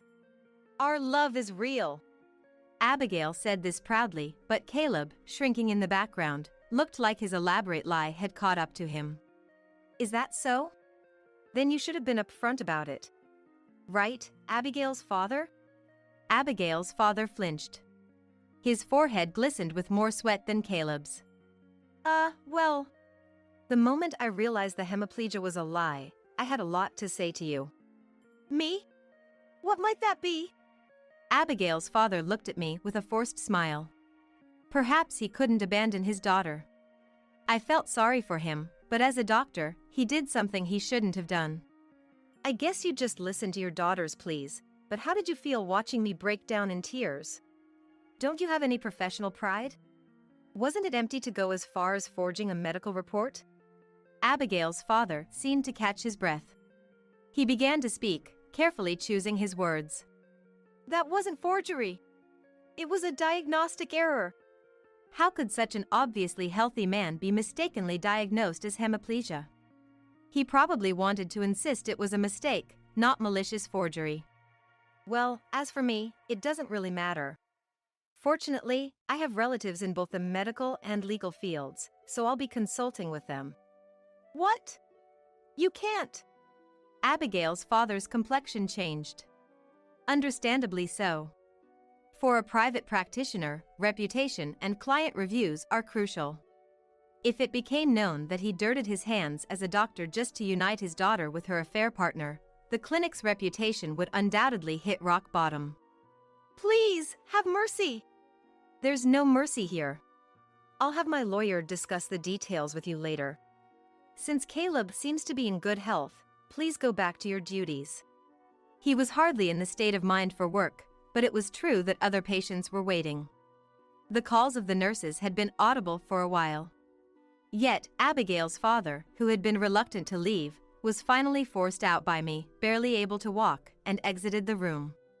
That left Abigail, Caleb, and me. In the silent room, I reconsidered the situation. On the day of the accident, Caleb was with Abigail, engaged in their affair. Right after the accident, given the proximity to the scene, they sought medical attention at Abigail's father's clinic. Perhaps it was then that Abigail conceived the idea. Could she keep Caleb for herself this way? It's unclear if Caleb had contemplated divorce, but it's unlikely all this was just to conceal an affair. It's more probable that Abigail persuaded him. For Caleb, who always wanted to quit his job, the allure of a doctor's daughter, a sign of wealth, was irresistible. Moreover, claiming hemiplegia would serve as an excuse to leave his job. He probably thought that if he used this as a pretext to break up before the affair was exposed, everything would neatly resolve. But that was a flawed plan from the start. I knew about their affair even before Caleb's accident. Though I lost the opportunity to confront them amidst the confusion of the accident, now that their lies were exposed, I had all the leverage. There was plenty of evidence. Well then, I looked slowly at the two of them. Caleb was sitting on the bed, and Abigail stood beside him.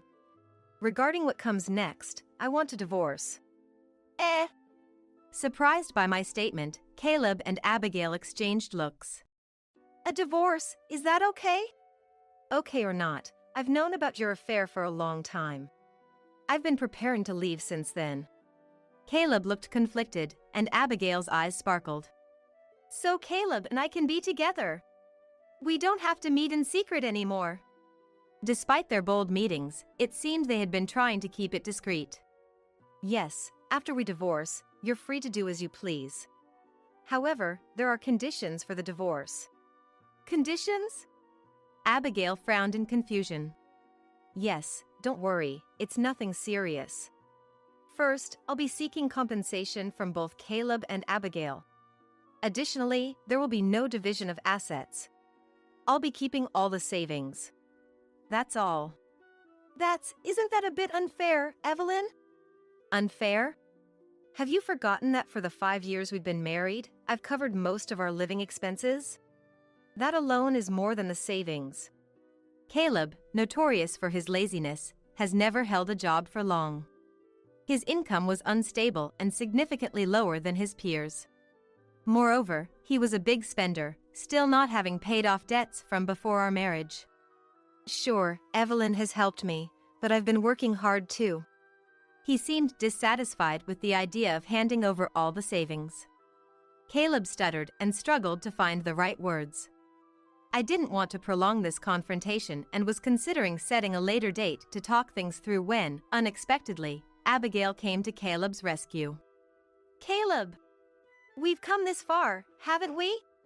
Don't worry about money. Dad's here, and I'll take care of everything. More than anything, I want us to freely express our love as soon as possible. Abigail.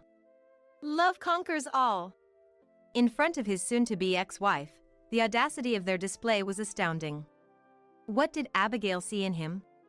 That was a lingering question, but her intervention wrapped things up. All right, I'll leave the divorce papers, compensation, and the specifics to my lawyer. I'll send your belongings to Abigail's place. I suppose we won't be seeing each other anymore. Well then. Take care. The two, already acting like a couple, cozied up to each other. I remembered something I had almost forgotten to mention. Oh, right. Don't forget to keep up with the child support payments. and try to at least make the interest payments on your debt. Abigail looked up at Caleb, standing beside her, in disbelief. What, child support? Debt? What's that about? Didn't you know? He has a child with his ex-wife. Oh, and don't get me wrong. I didn't steal him from his previous marriage. Caleb was already divorced when we met. A bit agitated. And the debt? Abigail asked. It was there even before we married. So, I don't know what it's for. How much is it? About $30,000, I believe. I smiled as I informed her, and Abigail's face went pale. Understandably so. With the added burden of paying me compensation, plus child support and debt, it's enough to make one feel faint. But we can work hard together to pay it off, right? Abigail, trying to motivate herself, clenched her fist and turned to face Caleb. Caleb. Yeah. And he nodded vaguely. Good for you, Caleb. You've got such a positive partner in Abigail. That should motivate you to find a new job. New job? Abigail's eyes were empty. Yes, because after this incident, Caleb hastily resigned. Now he's officially unemployed. He has no qualifications, so getting a full-time job might be challenging. But love conquers all, right? You'll manage. Abigail muttered under her breath. But still, there's that issue, she said. Abigail was clearly in shock, and Caleb was panicking. I waved goodbye to the two of them and left the hospital. Later, the divorce was finalized without issue. To my slight concern, Abigail's father paid all the compensation, probably fearing that I might spill everything. Considering the potential fallout if this incident became public, he probably thought it was a small price to pay. This cleared all obstacles for Caleb and Abigail. However, they didn't remarry immediately. Caleb was pushing for it. Right away. But, well, maybe. Abigail was hesitating.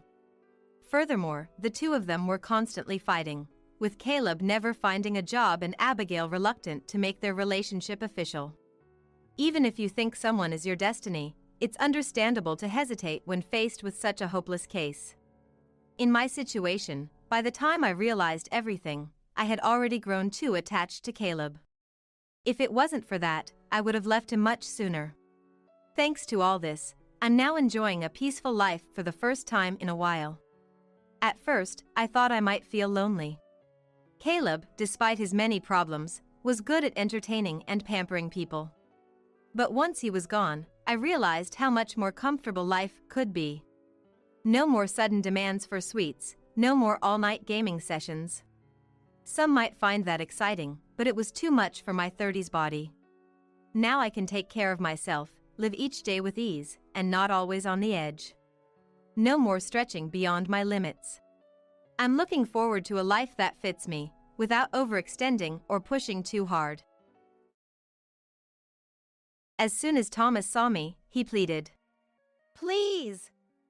Take care of me. Why should I do that? I blurted out reflexively. Who does he think he is asking this? When I was hospitalized with a broken bone. It's a no from me. Ask someone else.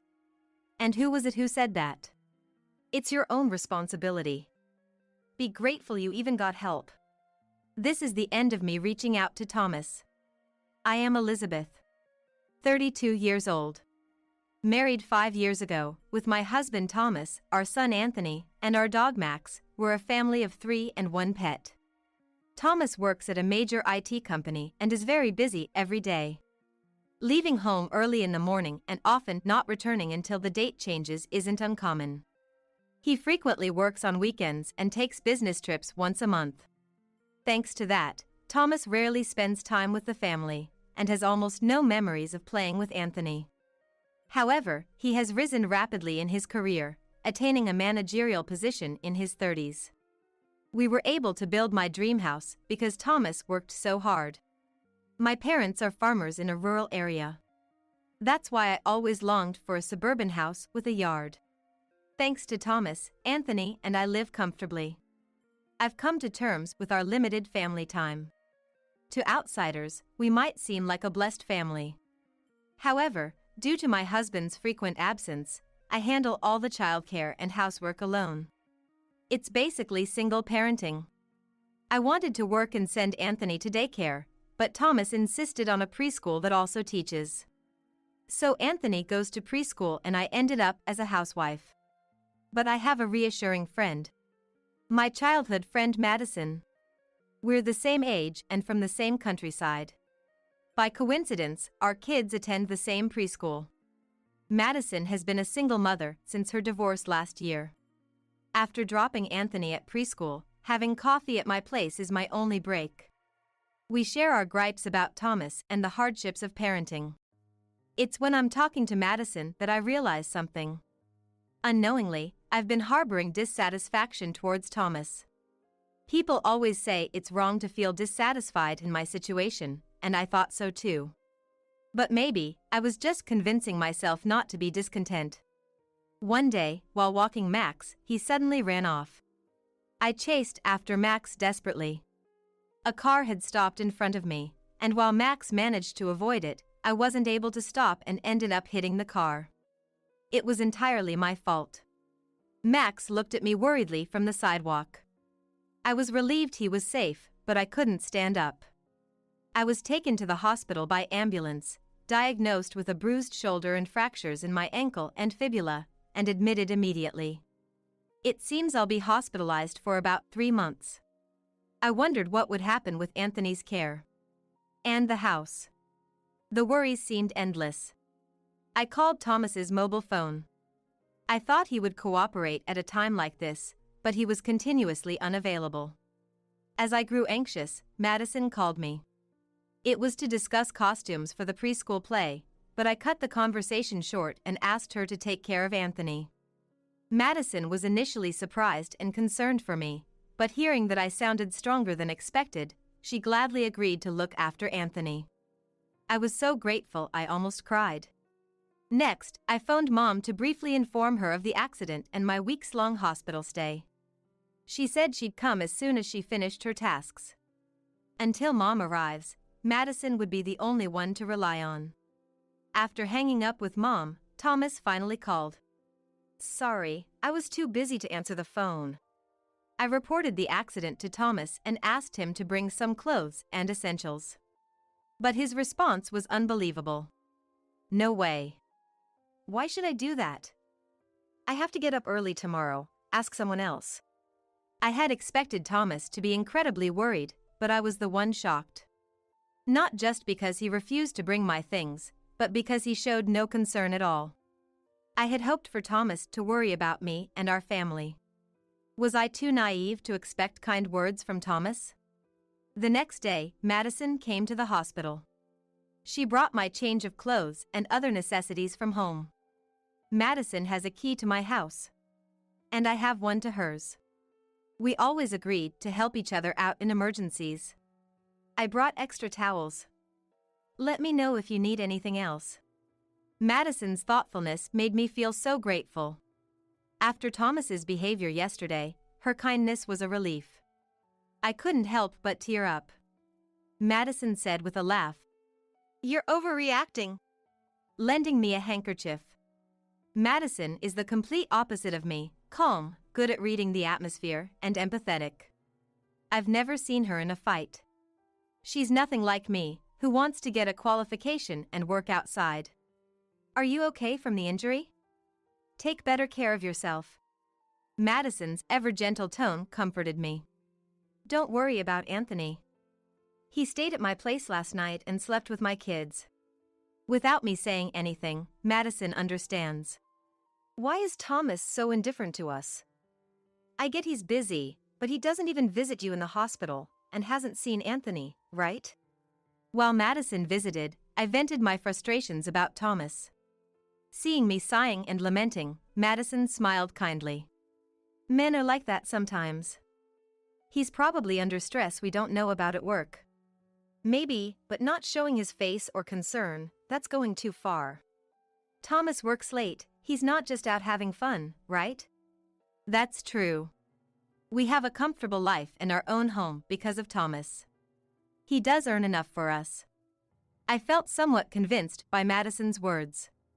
Let me know if you need anything. I can make time to come see you. Talking to Madison lightened my mood a bit. I'll have a proper talk with Thomas once I'm discharged from the hospital. Right now, I just wanted to see Anthony. Mom came from the countryside to help, and after 3 weeks, I was finally home. Mom dropped me off and left immediately due to responsibilities back home. My house felt so nostalgic after 3 weeks. Max greeted me. He barked at my crutches as if they were the enemy. I sat on the sofa and looked around. Nothing had changed. Home really is comforting. Max kept barking at me, even as I relaxed on the sofa. There are no crutches now. What's wrong? Max dove into my bag and pulled out a handkerchief. The one I meant to return to Madison. I had put it in my bag to wash it at home. Max grabbed the hem of my pants and started pulling. He seemed to want to take me somewhere. I managed to get up and followed Max with my crutches. He walked excitedly. Max stopped in front of our bedroom, stood up, and opened the door with his claws. Why the bedroom? Max, what's going on? Without hesitation, Max dived under the bed and pulled something out with his mouth. It looked like a beautifully patterned cloth. Max dropped it in front of me. It looked familiar. I spread it out and realized it was a scarf. I remembered seeing it weeks ago. Yes, Madison wore it when she visited me in the hospital. But why is Madison's scarf here? I shuddered at an unpleasant thought. No, that can't be right. Madison is my childhood friend, my best friend, and she's kind. I shook my head to dismiss these scary thoughts. Then, Max climbed onto the bed and started pulling at the sheets. I felt as if the blood had drained from my body. If Max was right, it would mean Madison had slept in our bed. Madison's gentle smile flashed in my mind. It must be an overthinking. I talked to Max that no such thing have happened. Madison couldn't have slept here, right? Max gently licked my face. In the afternoon, Anthony came home. Seeing me, he hugged me tightly. Indeed, Anthony is my sunshine. I felt brighter and warmer. I tentatively asked him, "Where did you sleep while I was in the hospital?" "In my room, with Madison and her kids at our place." "It was fun." "What does that mean?" I thought Anthony stayed at Madison's house. Didn't Madison say so? My suspicions only grew. Where did Madison sleep then? I bravely asked Anthony where Madison slept. "I don't know." "But she and Dad were talking in the living room late, probably drinking too." "I don't know." "But she and Dad were talking in the living room late, probably drinking too." I left Anthony and went back to the bedroom. Standing there alone. The thought was overwhelming. Thomas and Madison in this bed while my family and I were ignored. I couldn't believe it. Or rather, I didn't want to believe it. The bed was neatly made, no sign of any disturbance in the sheets or duvet. But could the smell not have been completely removed? And then there was the forgotten item. That Max had noticed it. Since discovering this suspicion, I couldn't sleep in that bed. I started sleeping with Anthony. He was happy, not suspecting anything. Thomas had become a repulsive presence. With so many thoughts swirling in my head, there were many days I couldn't sleep. Where did we go wrong as a couple? When my leg cast was removed, Thomas left the house in a strangely good mood. I had a bad feeling. While waiting for the preschool bus, Madison arrived. She was unusually stylish. Her makeup a bit more flamboyant. "Good morning. You look so stylish today. Got a date?" I asked casually, trying not to show my suspicions. Madison smiled unabashedly. "I've met someone I really like," she said. It was clear now. No proof, but Madison was doing something despicable. She liked the one person she shouldn't. I struggled to hide my trembling, angry hands. After parting with a happy Madison, I returned home, stunned. I couldn't let Thomas and Madison continue like this. It had to end. When I was able to move freely, I decided to visit my parents. That night, I told Thomas about going to my parents' house next week with Anthony and invited him. "I won't go. Got work. You two go ahead." I knew Thomas wouldn't come. But his smile bothered me. He asked when I was leaving and returning. No interest in me, but he cared about when I'd be absent. I said I'd leave on Wednesday and return Sunday night. Got it. So you're returning Sunday night. Thomas pulled out his mobile phone and started entering something in his schedule. I could tell why he was so keen on confirming our return date. I didn't miss the smirk on Thomas's face as he fiddled with his phone. The 5 days at my parents' house were wonderful. Anthony was extremely interested in farming, spending every day in the fields with Dad, enjoying playing in the dirt. On our way home, "I had fun. I want to come back," Anthony kept saying. Thinking about the confrontation awaiting at home, I felt heavy-hearted. After I returned from my parents', Thomas suddenly announced he was going on a week-long business trip. Previously, his trips were at most 2 nights long. A week seemed suspiciously long. Seeing my puzzled face. Got a lot of clients to visit. Might even land a big contract. Thomas started talking about work, something he usually doesn't do. It sounded like he was trying to cover up guilt. Yet, he was in a great mood while packing, humming tunes. It looked more like preparing for a vacation than a business trip. Thomas left early in the morning. Even unusually saying, "I'm off." And he left. I heard the engine sound outside. He wouldn't use the car for a business trip. Feeling something was off, I stepped outside and saw our car parked in the garage. Back inside, I casually looked at the shoe rack and noticed Thomas's hiking shoes were missing. You don't pair hiking shoes with a suit. Checking the closet, his outdoor jacket was gone too. What kind of business trip was this? But still, Thomas being away for a week was a fact. I was relieved not seeing him. By then, I had no romantic feelings left for Thomas. A few days later, while cleaning the house after dropping Anthony at preschool, I received a call from an unknown number on my mobile phone. I answered with caution. It was from a hospital near my parents' house, located in the mountains. Shocked by the call, I rushed to the hospital.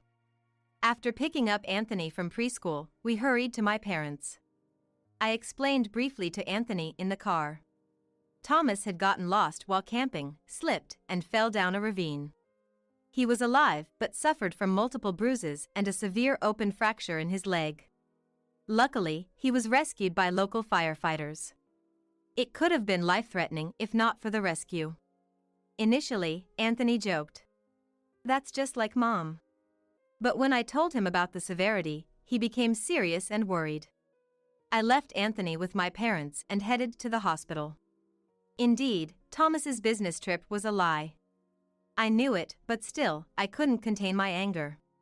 I felt too kind for bringing his clothes and other belongings. I also brought an important envelope with me. At the hospital, I learned Thomas was in intensive care. While waiting in the lobby, I heard painful screams.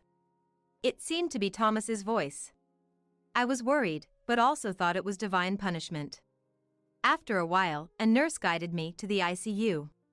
There, Thomas was crying and screaming in pain and fear. His neck was immobilized, and his body was wrapped in bandages. Anthony, seeing him, would probably exclaim, "He looks like a mummy," making a big fuss. He was in such a pitiful state. As soon as Thomas saw me, he pleaded, "Please, take care of me." "Why should I?" I blurted out reflexively. Who does he think he is to ask this? When I broke my bone and was hospitalized. It's a no from me. Ask someone else. And who was it who said that? Then, the curtain of the next bed opened. And I screamed. There was Madison. Indeed, they had gone camping together. Madison was injured too. Not just her arms and legs, but her face and head were wrapped in bandages. Her eyes were terribly bruised. She couldn't move freely. Thomas, with his face immobilized and in pain, hadn't noticed the curtain open. He vented his frustration and pain at me. Do you even understand my pain? Don't just stand there, start taking care of me. Thomas had fallen from a high place to the bottom of a valley. Of course, it would hurt. He was lucky to be alive. Like I could understand your pain. I snapped back at Thomas. My patience had reached its limit. Thomas lied about a business trip to go camping with Madison, got into an accident, caused trouble for everyone. And now he's making a scene about being cared for. It's your own responsibility. Be grateful you even got help. I was done extending my hand to Thomas. Our marital relationship was already over. Today, here, it all ends. Madison is here too, so it's perfect. Time to settle things. I decided to corner Thomas. I didn't care about his pain anymore. Justice was on my side. Do they call camping a business trip at your company? Or were there clients at the campsite? I didn't relent. I kept pressing Thomas. Do you need to go to remote mountains for IT work and risk getting lost? Thomas glared at me through tears, enduring the pain. Shut up. It's none of your business. You went back to your parents' house, didn't you? Don't lecture me. What an audacious claim. I had honestly said I was going to my parents. But Thomas had lied. I didn't lie. Did you have a reason to lie? Thomas just glared, unable to retort. I turned my back on the silent Thomas and looked down at Madison. Did you follow Thomas and fall too? Madison, grimacing in pain, spoke. Yes, I was trying to help Thomas and we both slipped and fell. So, your fun camping trip turned into a disaster. I snorted. It's not what you think, Elizabeth. It's a misunderstanding. Madison retorted in a small, pained voice. What misunderstanding? It all seemed to be the truth. I insisted on going camping with Thomas. I know this area well. There are hidden spots there. Madison was defending Thomas. Maybe she felt like a victim. Please, don't blame him. Thomas did nothing wrong. Madison was sobbing. The more she spoke, the less truthful it sounded, yet she continued.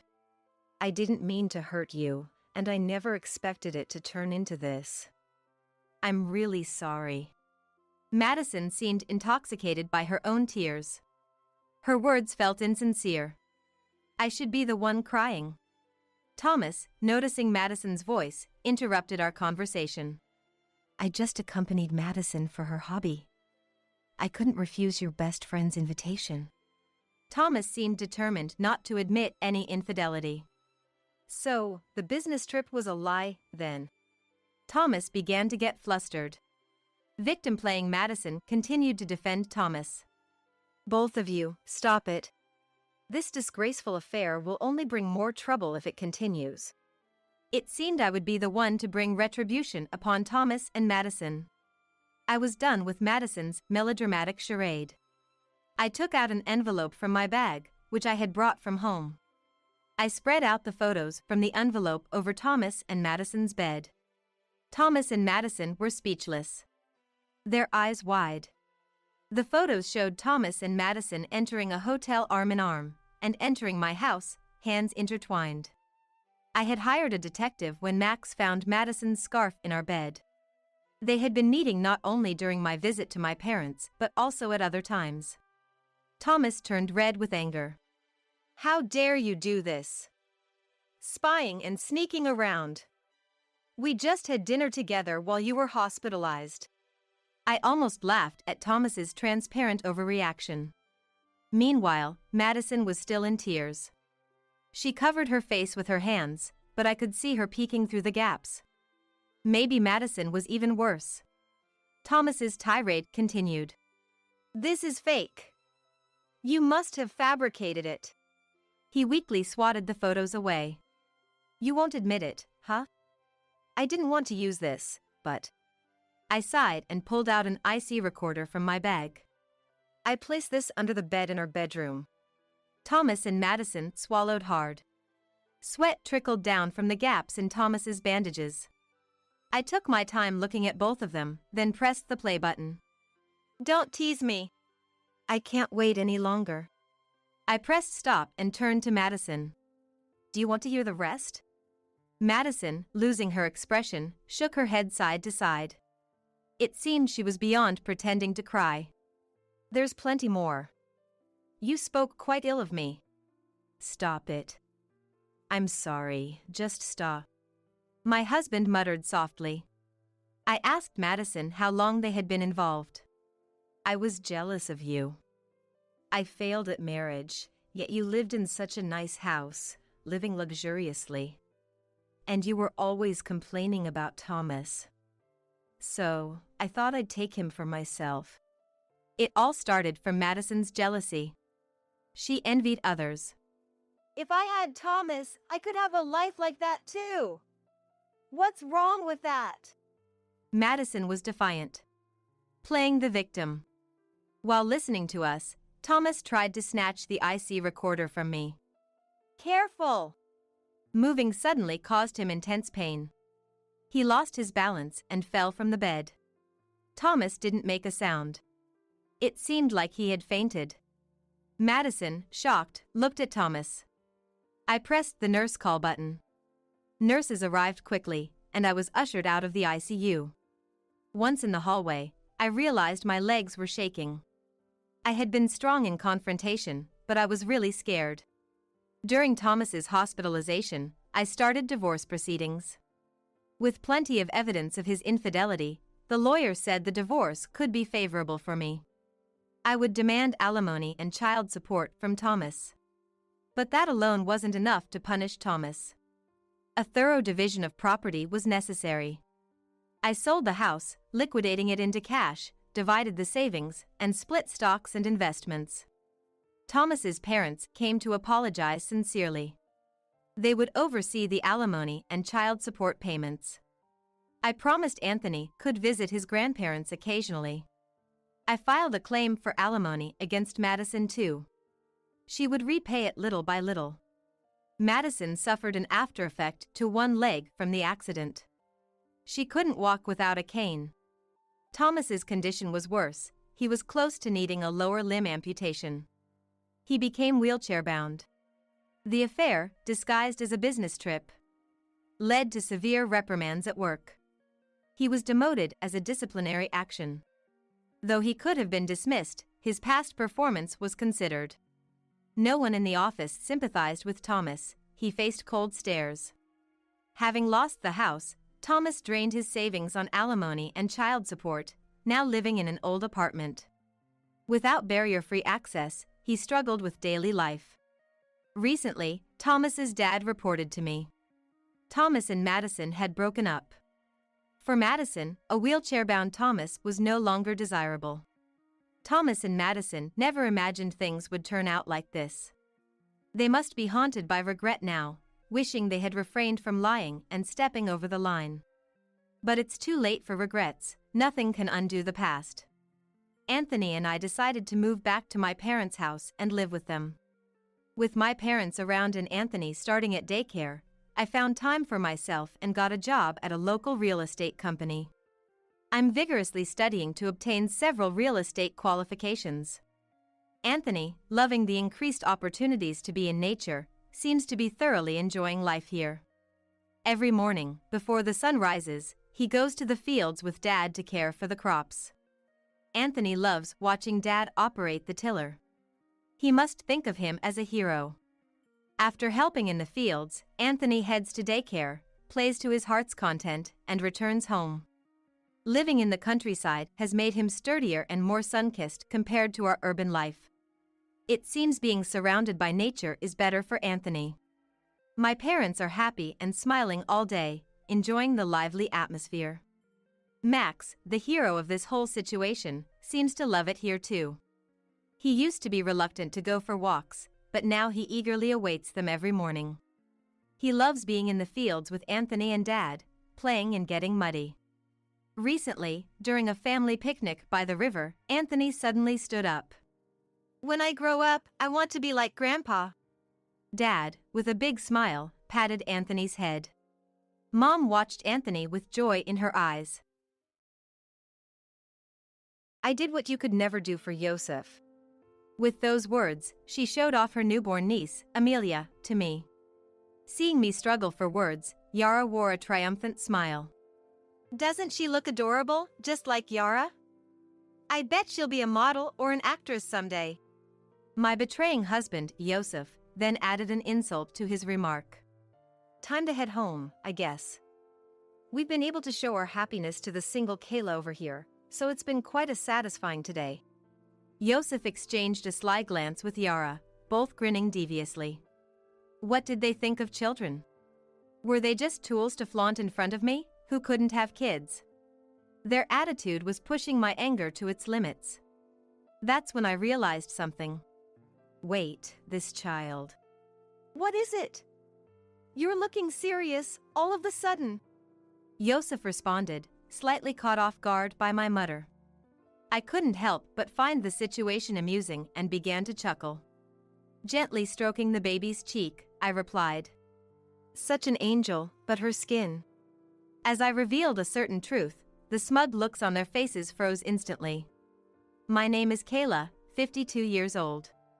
My husband, Yosef, is an executive at a major trading company, whom I've supported as a housewife for many years. Yosef occasionally brings colleagues over to enjoy my cooking.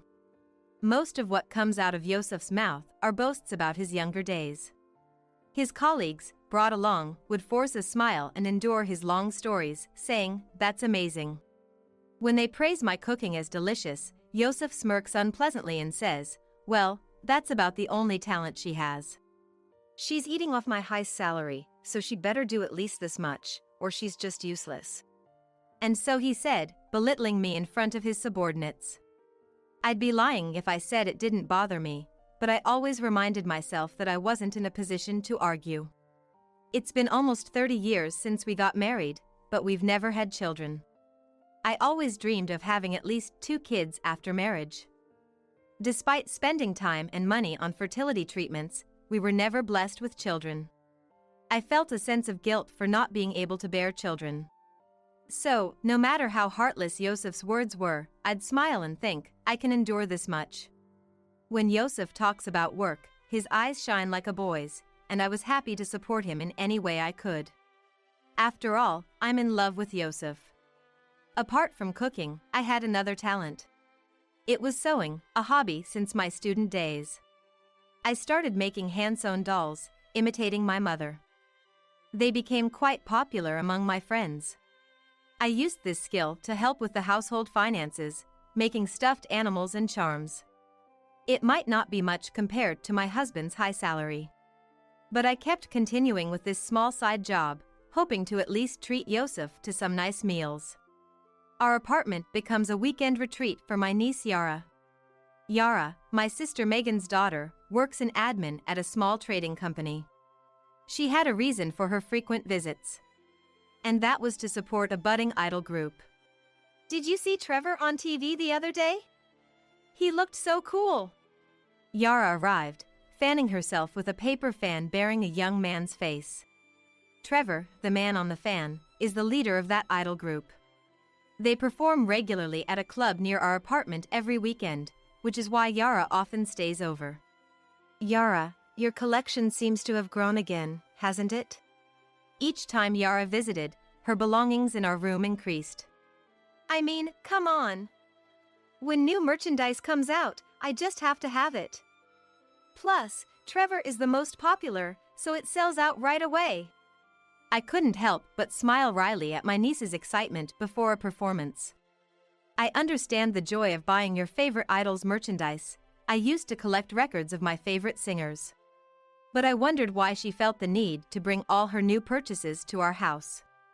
Isn't it hard to carry all that around? It's fine. I'll just store my stuff here. Yara nonchalantly placed her bags in the corner of our bedroom.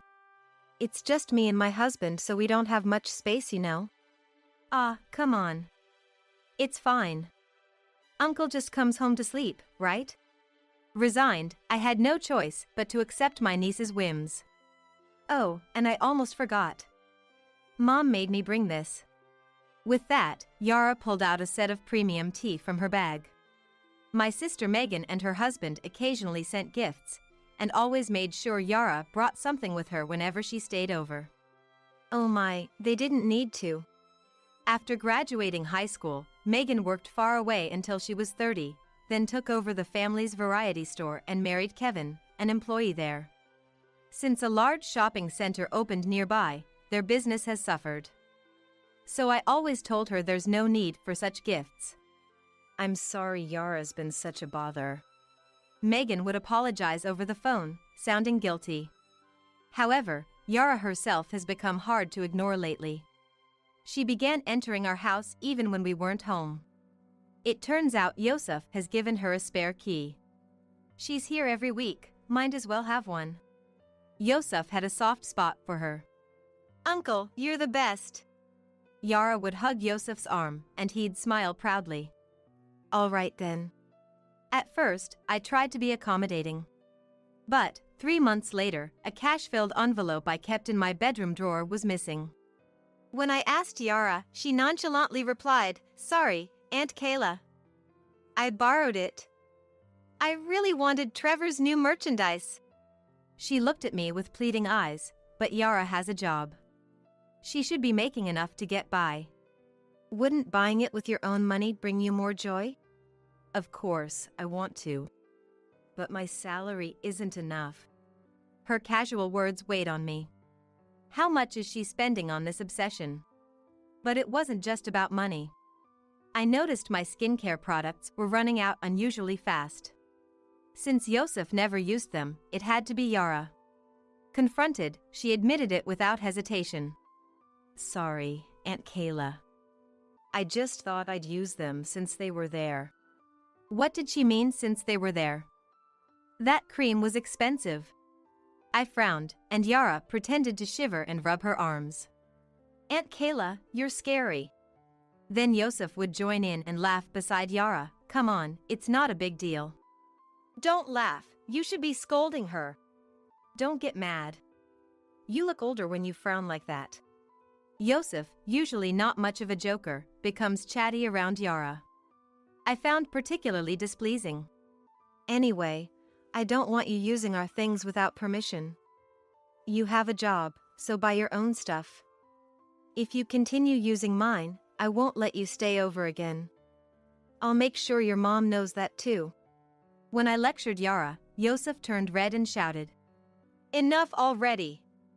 The things you use aren't even earned by you, are they? I'm the one who's worked for all of it. I'm not living in luxury. I've been cutting corners, managing with what we have. I'm not splurging on hobbies like Yara. It's my money, I earned it. If I say Yara can use it, then she can use it however she wants. Yosef's yelling made me want to cry. True, most of our income was from Yosef's work, so I couldn't argue further. Feeling abandoned with Yosef not on my side, I almost called Megan but stopped and put my phone away. Megan and her husband must be preoccupied with their struggling store. Complaining about my husband would just cause them unnecessary worry. Marital issues should be resolved between us. Days passed as I kept my concerns to myself. It was one cold Sunday morning during winter. A friend from my student days invited me out, so I decided to wear a fur coat I had never worn since purchase. I told Yosef about it beforehand. I plan to be back by evening, but if I'm late, could you start dinner? Just reheat yesterday's leftovers in the microwave. Don't worry about me. Take your time and enjoy yourself, he said, so smiling as he saw me off. Yosef, who usually belittles me in front of his subordinates, was kind and considerate when it was just us. I felt genuinely happy to be married to him. But as I arrived at the station, my friend called to cancel. Sorry. My husband's thrown out his back and can't move. I hate to do this, but can we reschedule? That's okay. Next time, you're treating me to fancy French cuisine. After jokingly dismissing my friend's repeated apologies over the phone, I wondered what to do, trying to come up with a plan for the day, but nothing particular came to mind. There's nothing else to do, I guess I'll go back home to Yosef. I stopped at the supermarket to pick up ingredients for lunch, thinking of making a warm stew for Yosef. As I opened the door, I was hit by a wave of heat and a scent of strong perfume. I noticed Yara's coat, a common sight on weekends. Yara, are you here? No answer. No one was in the living room. Strange, where could they be? I could sense someone was home, so they hadn't gone out. I stored the groceries and decided to look around the apartment. I could hear Yosef snoring from the bedroom. Was he taking a nap this early? I didn't understand much about Yosef's job, but being an executive must be tough during the week. So, I thought to let him rest on his rare day off. When I opened the bedroom door to see Yosef, I was met with a shocking sight. On our bed, usually shared by Yosef and me, lay Yosef and Yara, both naked and asleep. They were unaware of my return, lost in deep slumber. Yosef. I called out in a faint voice. More than anger, I felt a profound disappointment in my husband. After calling a few times, Yosef finally opened his heavy eyelids. Kayla? You're back early. He seemed groggy and closed his eyes again. Yara, I'm home. Yara, stretching and slowly sitting up, noticed me and shook Yosef to wake him up. Uncle, wake up. We got caught. She spoke with a mischievous grin, like a child found while playing hide and seek. Yosef sat up lazily, sighing, "So, we're caught, huh?" and yawned nonchalantly. What's the meaning of this? Confronted with this betrayal, I even forgot to express my anger. Well, as you see, we're involved, that's all. Both of you, get dressed right now. Surprisingly calm, I instructed the two. 2 hours later, my husband's parents and Megan's family arrived at my request. Sorry, Megan, Kevin, to bother you at this busy time. Don't worry about us. This is a serious matter. Megan comforted me, casting a cold glare at Yosef and Yara. What is the meaning of this? Explain yourself. She scolded at Yara, who only sighed and avoided eye contact. And to my surprise, she was checking the latest Idol group updates on her phone. This is not the time for that. Megan scolded, snatching the phone away. Yara just clicked her tongue. Kayla, I'm so sorry for what our foolish son has done. Emily, my mother-in-law, tearfully apologized. Both in-laws were over 80, and it must have been hard for them to come in this cold. Do we really need to drag these old folks into this? Yosef complained. John, my father-in-law, slammed the table. Do you have no sense of responsibility? Yosef, after such a terrible betrayal to Kayla. You're unbelievable. Emily said in dismay. Yosef, how could this happen? Can you give me a satisfying explanation? No need to explain. Any man would prefer a young and cute girl like Yara over an old lady like her, right? As a man, I'm ashamed of you. John shouted at Yosef, who showed no remorse, his face turning red with anger. Yara is no better. How could you hurt Kayla, who's always been so kind to you? Where did we go wrong? Kevin, usually quiet, sighed in dismay. It wasn't Aunt Kayla who took care of me, it was Uncle Yosef. He buys me whatever I want. He even lets me use all the cosmetics and bags in this house. So different from Aunt Kayla, who's so petty. Yara, apologize to Kayla. No way. Why should I apologize to her? I don't need an apology. Even if you did, it wouldn't repair my relationship with Yosef. I spoke calmly. I reflected on the 30 years I had devoted to Yosef, enduring his belittling behavior because I believed he loved me. But his betrayal shattered everything I had held dear. Let's get a divorce. There's no other option. Is that what you want, Kayla? Megan asked, and I nodded firmly. Thanks, Kayla. now we can marry openly," Yosef said, hugging Yara. They gazed at each other, unconcerned about the family's presence. "On the way here, Dad and I decided, if you showed no remorse, we would disown you today," Megan said to Yara, her voice tinged with anger and sadness. "That's fine. I don't need you guys anymore. I have Uncle Yosef now." "Then it's decided. Don't ever cross our doorstep again," Kevin declared firmly. "Yosef, we too have decided to disown you today." Megan's family and my in-laws apologized to me before leaving in a somber mood. Afterward, my divorce from Yosef was finalized. The divorce mediation, handled by lawyers, granted me compensation from both Yosef and Yara. Yosef, not wanting to burden Yara, paid both their shares in full. Within a month of our divorce, Yosef remarried Yara. "I'm an executive at a major trading company. I can afford it. You can have all the marital assets," Yosef boasted, relinquishing his shared property. Despite his pride, he seemed to be struggling financially after paying both settlements. But he was a stranger to me now, so I focused on moving forward. I returned to my family home and began helping at Megan's variety store. Both my elderly parents were in a care facility. I took over the shop when Megan and her husband visited them. "Sorry for always making you help out. It's me who should be grateful. I can't expect to be fed without doing anything." Megan and her husband always looked out for me after what I had gone through. Mostly out of concern for the mistake their daughter had made. Their feelings were so apparent that I felt more apologetic than they did. That summer, 3 years after I had returned home, Yosef and Yara unexpectedly appeared before me. "Why are you here?" I was stunned to see them smiling as they entered the shop. "It's been a while, Aunt Kayla," Yara greeted, holding a newborn baby in her arms. Seeing the baby, I was at a loss for words. Since Yara was holding the child, it must be her baby. That would mean the father is, of course, Yosef. Seeing my speechlessness, Yara wore a triumphant smile. "I did what you could never do for Yosef," she said, playing with the baby. She now called Yosef by his name, not uncle anymore.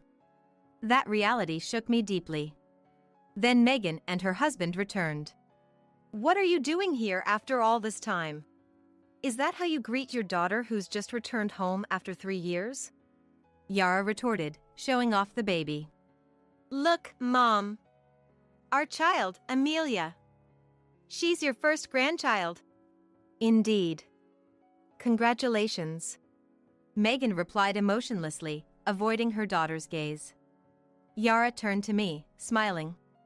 "I came to announce the birth of my daughter. Celebrate with us, Aunt Kayla. Say hello to Amelia." "Enough. What on earth are you thinking? Have you considered Kayla's feelings?" Kevin raised his voice, uncharacteristically angry. "Doesn't she look adorable, just like Yara? I bet she'll be a model or an actress someday," Yosef said lazily. Megan, unable to bear it, grabbed a broom to chase them away. "Leave now. This isn't your place. You're disrupting our business, so go away." "Time to leave. We've boasted enough happiness to the lonely, single Kayla. It's a quite satisfying day today," Yosef said, exchanging a conniving smile with Yara. What did they think of children? Using a child as a tool to flaunt and bask in their superiority? As I sadly watched the baby in Yara's arms, I realized something. Wait, this child. "What is it? You're looking serious, all of a sudden," Yosef asked, puzzled. I suddenly found the situation amusing and started to chuckle. "What's with the sudden laughter? Something wrong?" "Looks like Aunt Kayla's gone crazy from the shock." Gently stroking the baby's cheek, I replied. "Like an angel, but her skin." "Her skin? What about it?" "It looks so healthy. A beautiful tan, unlike Yosef's fair skin." Indeed, the baby's skin was a stark contrast to Yosef's paleness. "What's wrong with that?" None of my family or relatives have such tan skin. Is that strange? There are people in the world with tan skin. Oh, Yara once mentioned her great-grandfather was tan. That's genetics, right? Yosef said, acting knowledgeable. At that moment, my suspicions about Yara turned into certainty. That's impossible. What do you mean, impossible? Yosef questioned, suddenly anxious. I fetched an old family album from a closet in the room my grandparents used to use. Here, something I want you to see. Saying this, I showed a photo from the album. It's just a regular family photo. In the photo were me, Megan, our parents, and grandparents. It was taken in front of the store when my parents first started their variety store. This tall man on the right is my grandfather, Yara's great-grandfather. So? It's just a normal family photo. Don't you see? Look at my grandfather's skin. Fair-skinned, so what? That's normal, right? Yosef seemed to not grasp the reality. While he was confused, Yara's face turned pale. Enough. Amelia needs her milk. Let's go. Yara urged, tugging at Yosef's shirt. Unaware of the truth, Yosef started to leave, so I gave him another hint. There's no one with tan skin in my family, not just my grandfather. No relatives either. Wait, does that mean? Finally, Yosef seemed to understand what I was implying. That means the likelihood of you two having a tan child is 0. I said emphatically. Yosef started shaking. It's a waste of time being here. Let's go home. Yara hurried him, but Yosef, now understanding, didn't move. He turned to Yara, questioning her sternly. What's this about? Our child shouldn't be tan. Then whose child is this? There's something else I want you to see. I snatched Trevor's keychain from Yara's bag and showed it to Yosef.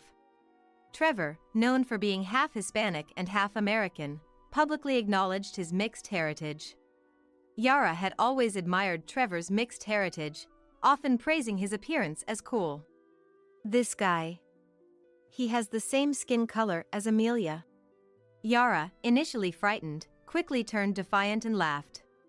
Oops, looks like I got caught. That's right. Amelia isn't your child. She's mine and Trevor's. I seduced him, and he fell for me immediately. Yara boastfully recounted her affair with Trevor. You've been deceiving me? Seriously, did you think a young and cute girl like me would be into an old guy like you? Hilarious. I approached you because you're an executive and seemed wealthy. With your money, I could buy lots of Trevor's merch and win him over. So, I was just an ATM to you. Yosef realized the truth and erupted in anger. Of course. I endured it for the money. Who would willingly share a bed with an old man like you? I let you live in a dream for 3 years. You should thank me. What did you say? Megan, my husband, and I were stunned as Yara and Yosef argued. Enough, both of you. The baby is crying. Can't you hear her? Megan shouted, stopping their quarrel. I can't stand this anymore. You're not family, just strangers. Leave now. Megan ushered Yara and Yosef out. Poor Amelia. That was my honest thought. 2 months later, Yosef visited me alone. Suddenly bowing deeply, he shamelessly begged, "Please, Kayla, give me another chance. I did a DNA test.